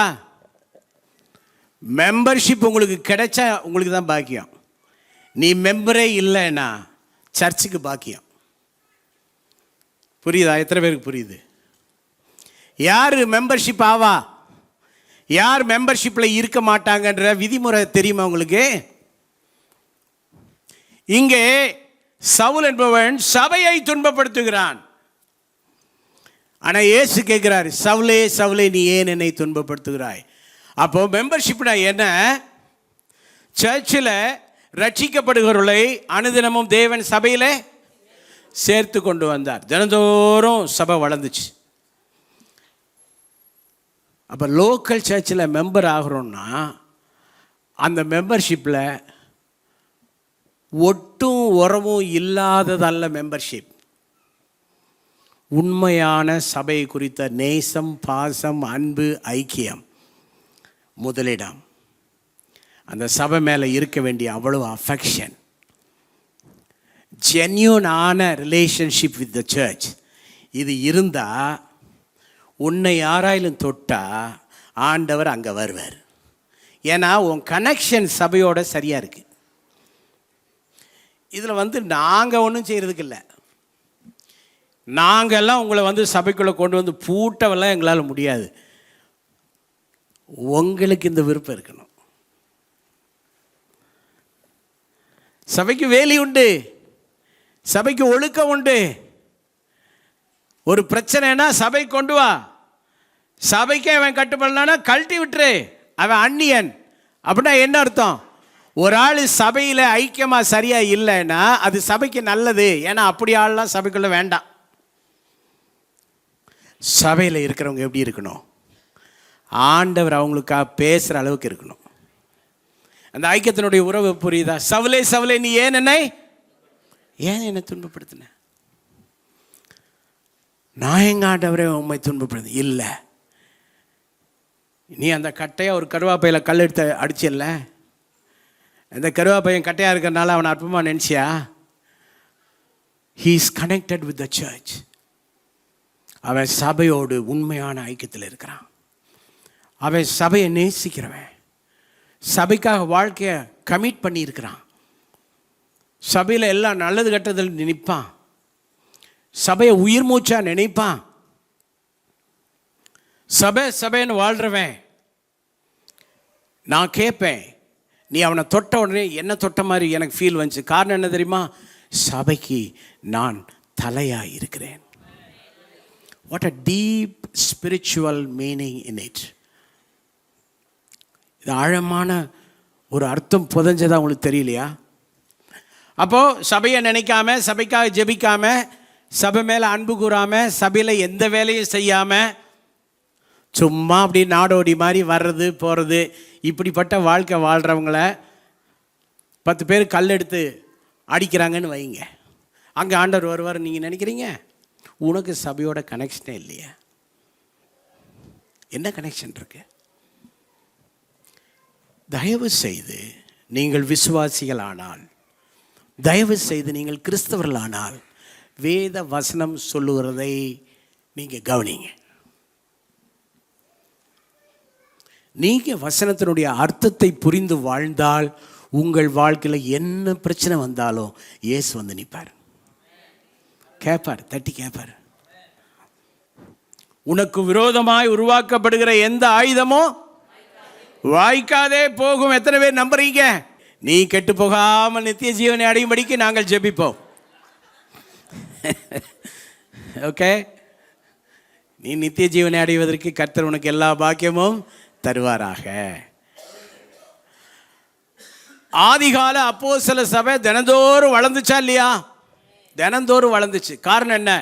சபையில் இருந்த அவ்வளோ பேருமே தேவனுடைய பிள்ளைகள் என்ற அந்த உணர்வோடு வாழ்ந்ததுனால வளர்ந்துச்சு. நீங்கள் யார் சபையில்? எளிமை நின்று ஒரு கேள்வியை கேட்டு பாருங்கள். Who you are in the church? சபையில் நீங்கள் யாராக இருக்கிறீர்கள்?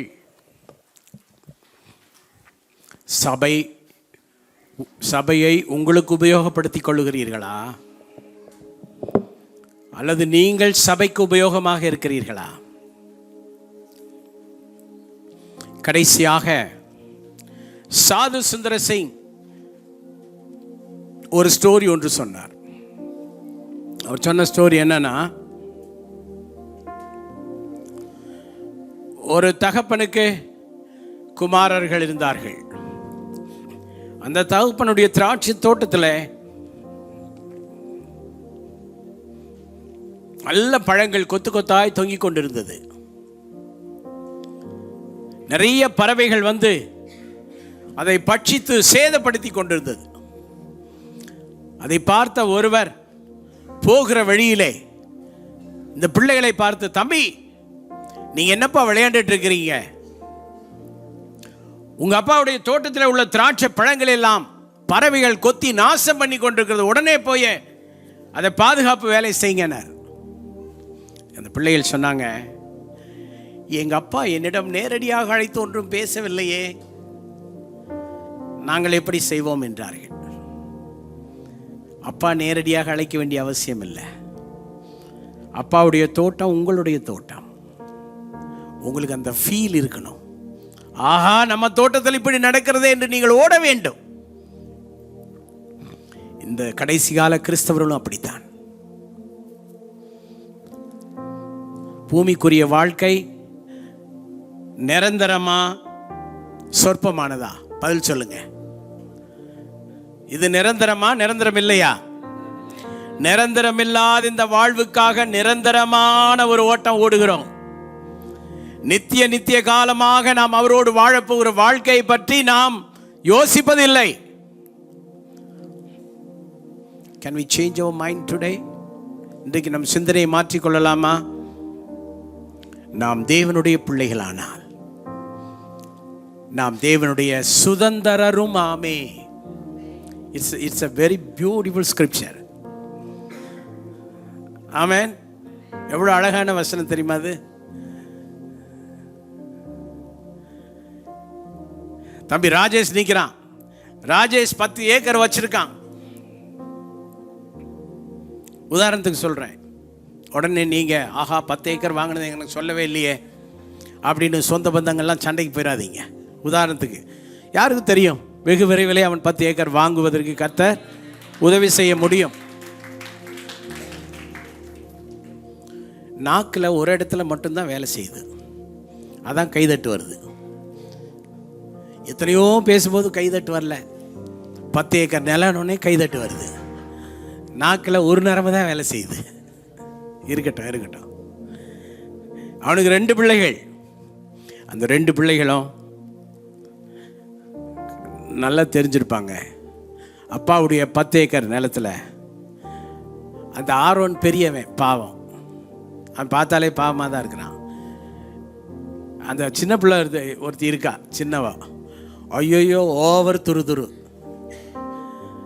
அவள் இப்போவே என்ன சொல்லுவா தெரியுமா? ஆரோனை பார்த்து, இலை உனக்கு 5 தான்லே, பாக்கி 5 எனக்காகும் அப்படின்னு சொத்தில் பங்கு கேட்பான். காரணம் என்ன? அப்பா சொத்து. அதுதாங்க சொல்கிறேன். அதுதான் நாம் தேவனுடைய பிள்ளைகளானால் சுதந்திரருமாமே. அப்போ நாம் அனைவரும் தேவனுடைய பிள்ளைகள்னா தேவனுடைய சுதந்திரம் நமக்கு சொந்தம்னா நாம் செய்ய வேண்டிய பொறுப்புகளிலே நாம் இருக்கணும். ஸோ இன்றைக்கு ஒரு முடிவு எடுப்போம், ஒரு தீர்மானம் எடுப்போம். தேவனுடைய ஆலயத்தின் பொறுப்பு, தேவனுடைய வீட்டிலே நடக்க வேண்டிய வகை, order in the house of God. ஊழியத்தில் எங்கோ ஒரு இடத்துல நான் பங்காற்றி கொண்டே இருக்க வேண்டும். I tell you another one secret. பிசிக்கலாவே சொல்றேன். உங்க 5 விரல்ல நடு விரல் வேலை செய்யாமையே இருக்குன்னு வைங்க, நட்ட குத்தலாவே நின்றுட்டு இருக்குன்னு வைங்க. 1 மாசம் இருக்கலாம், 1 வருஷம் இருக்கலாம், 2 வருஷம் இருக்கலாம். அப்புறம் அதுக்கு பிறகு டாக்டர்கிட்ட போனால், ஐயோ மற்ற விரலும் வேலை செய்கிறதுக்கு இது இடையூறா, இப்படியே ஸ்ட்ரெயிட்டாகவே நிற்குது, அந்த விரல் எடுத்துடலாம்பாங்க. அப்போ என்ன, மற்ற பாகங்களை கெடுக்கிற வேலை ஆயிடுச்சு. தேவனுடைய வீட்டிலே ஒன்றுமே செய்யாமல் இருந்தீங்கன்னா உங்களை ஆண்டவர் ரிமூவ் பண்ணுற அந்த பார்ட்டுக்கு இணையாக நினைக்கக்கூடிய ஒரு நிலை வரக்கூடாதுன்ற. ஆக்டிவாக இருங்க, சர்ச்சில் ஆக்டிவாக இருங்க, அனைவரும் ஆக்டிவாக இருங்க. கண்களை மூடிக்கொண்ட நீங்களே ஜெபிங்க, உங்களுக்கு என்ன தோணுதோ ஜெபிங்க. கேட்ட வசனமும் வார்த்தையும் உங்களுக்கு சம்பந்தம் இருந்தால் நீங்கள் ஜெபம் பண்ணுங்க. உங்களோட கனெக்ட் ஆச்சுன்னா நீங்கள் ஜெபம் பண்ணுங்க. நீங்கள் ஒரு முடிவு எடுக்க வேண்டிய ஒரு நேரம், இந்த நல்ல நேரம். You must do something in the house of God. You have a responsibility. தேவனுடைய வீட்டில் நடக்கும் வகை, தேவனுடைய பிள்ளை, தேவனுடைய வீட்டில் ஒண்ணுமே செய்யாத தேவனுடைய பிள்ளையா, சிறியோர் இருந்து பெரியோர் வர நமக்கு ஒரு பங்கு இருக்கிறது, நமக்கு ஒரு பொறுப்பு இருக்கிறது, நமக்கு ஒரு செயல்படுற விஷயம் இருக்கிறது. இதில் எல்லாம் நம்ம ஆக்டிவாக, ஜென்யூனாக, நிஜமாக சபைக்கு அடுத்த விஷயத்தில் நீங்க ஜென்யூனா இருந்தீங்கன்னா, உங்களை யாராயிலும் தொட்டா உன்னை தொடுகிறவன் என் கண்மணியை தொடுகிறான்னு கர்த்தர் சொல்லுவார். அப்பதான் அது அப்ளிகபிள் ஆகும், அப்பதான் அது பொருந்தும். கரங்களை உயர்த்தி ஜெபிக்கலாமா? துதி ஸ்தோத்திரத்தோடு நல்ல வாயில திறந்து ஜெபிங்க. சொல்லுங்க, நீர் மட்டும் பெருகணும். சொல்லுங்க, நீர் மட்டும் பெருகணும். நீர் மட்டும் பெருகணும், நீர் மட்டும் பெருகணும், நீர் மட்டும் பெருகணும், நீர் மட்டும் இயேசுவே. எல்லாமே முடிந்தது என்று என்னை பார்த்து இறந்தனர், இனி என்றும் எழும்புவதில்லை என்று சொல்லி நகைத்தனர். ஆனாலும் நீங்க என்னை கண்ட விதம் பெரியது, என் உயர்வின் பெருமையெல்லாம் ஒருவருக்குரியதே. ஆனாலும் நீங்க என்னை கண்ட விதம் பெரியது, என் உயர்வின் பெருமையெல்லாம் ஒருவருக்குரியதே.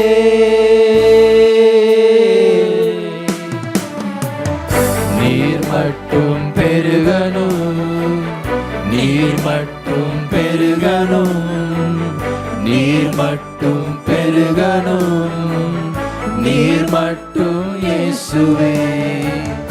நீர் மட்டும் பெருகணும், நீர் மட்டும் பெருகணும், நீர் மட்டும் பெருகணும், நீர் மட்டும் இயேசுவே.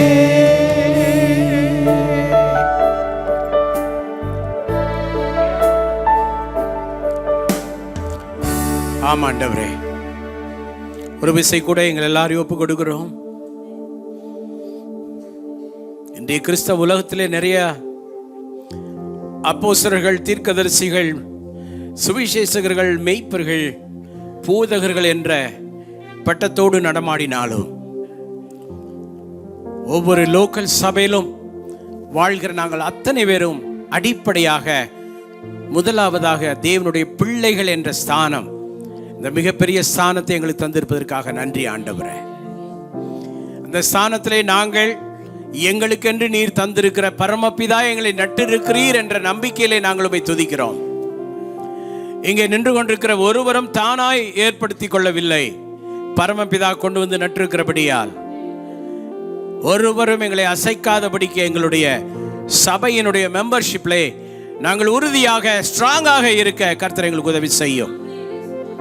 புயல் அடிக்கலாம், மழைகள் வரலாம், பெருங்காற்று வரலாம், ஆனால் கண்மலையின் மேல் போடப்பட்ட அஸ்திபாரமாக தேவனுடைய வசனம் வார்த்தை என்ற நிலைப்பாட்டிற்குள்ளாக எங்களுடைய வாழ்க்கை கட்டப்பட்டதாக, எங்களுடைய குடும்பங்கள் வசனமாகிய வேலிக்குள்ளே பாதுகாப்பாய் இருக்க கர்த்தர் எங்களை ஆசீர்வதிக்கும்படியாய் ஜெபிக்கிறோம். தேவனுடைய பிள்ளைகள் என்ற நிலையிலே நாங்கள் எங்களை உணர்ந்து நாங்கள் சபையோடு சரியான ஒரு ஐக்கியத்திலே உறுதியாய் இருக்க உதவி செய்யும். எங்களுக்கு ஒரு பிரச்சனை என்றால் விசாரிக்க வருகிற தேவன் அங்கே கடந்து வருவீர் என்ற நம்பிக்கையிலே உம்முடைய தலைமையை ஏற்று, சபைக்கு கிறிஸ்து தலையாய் இருக்கிறார், ஆமாண்டவரே, அந்த தலைமையை ஏற்று நாங்கள் நடக்க கர்த்தர் எங்களுக்கு உதவி செய்யும்படியாய் ஜெபிக்கிறோம். சபையிலே எங்களுக்கு நிறைய பொறுப்புகள் உண்டு.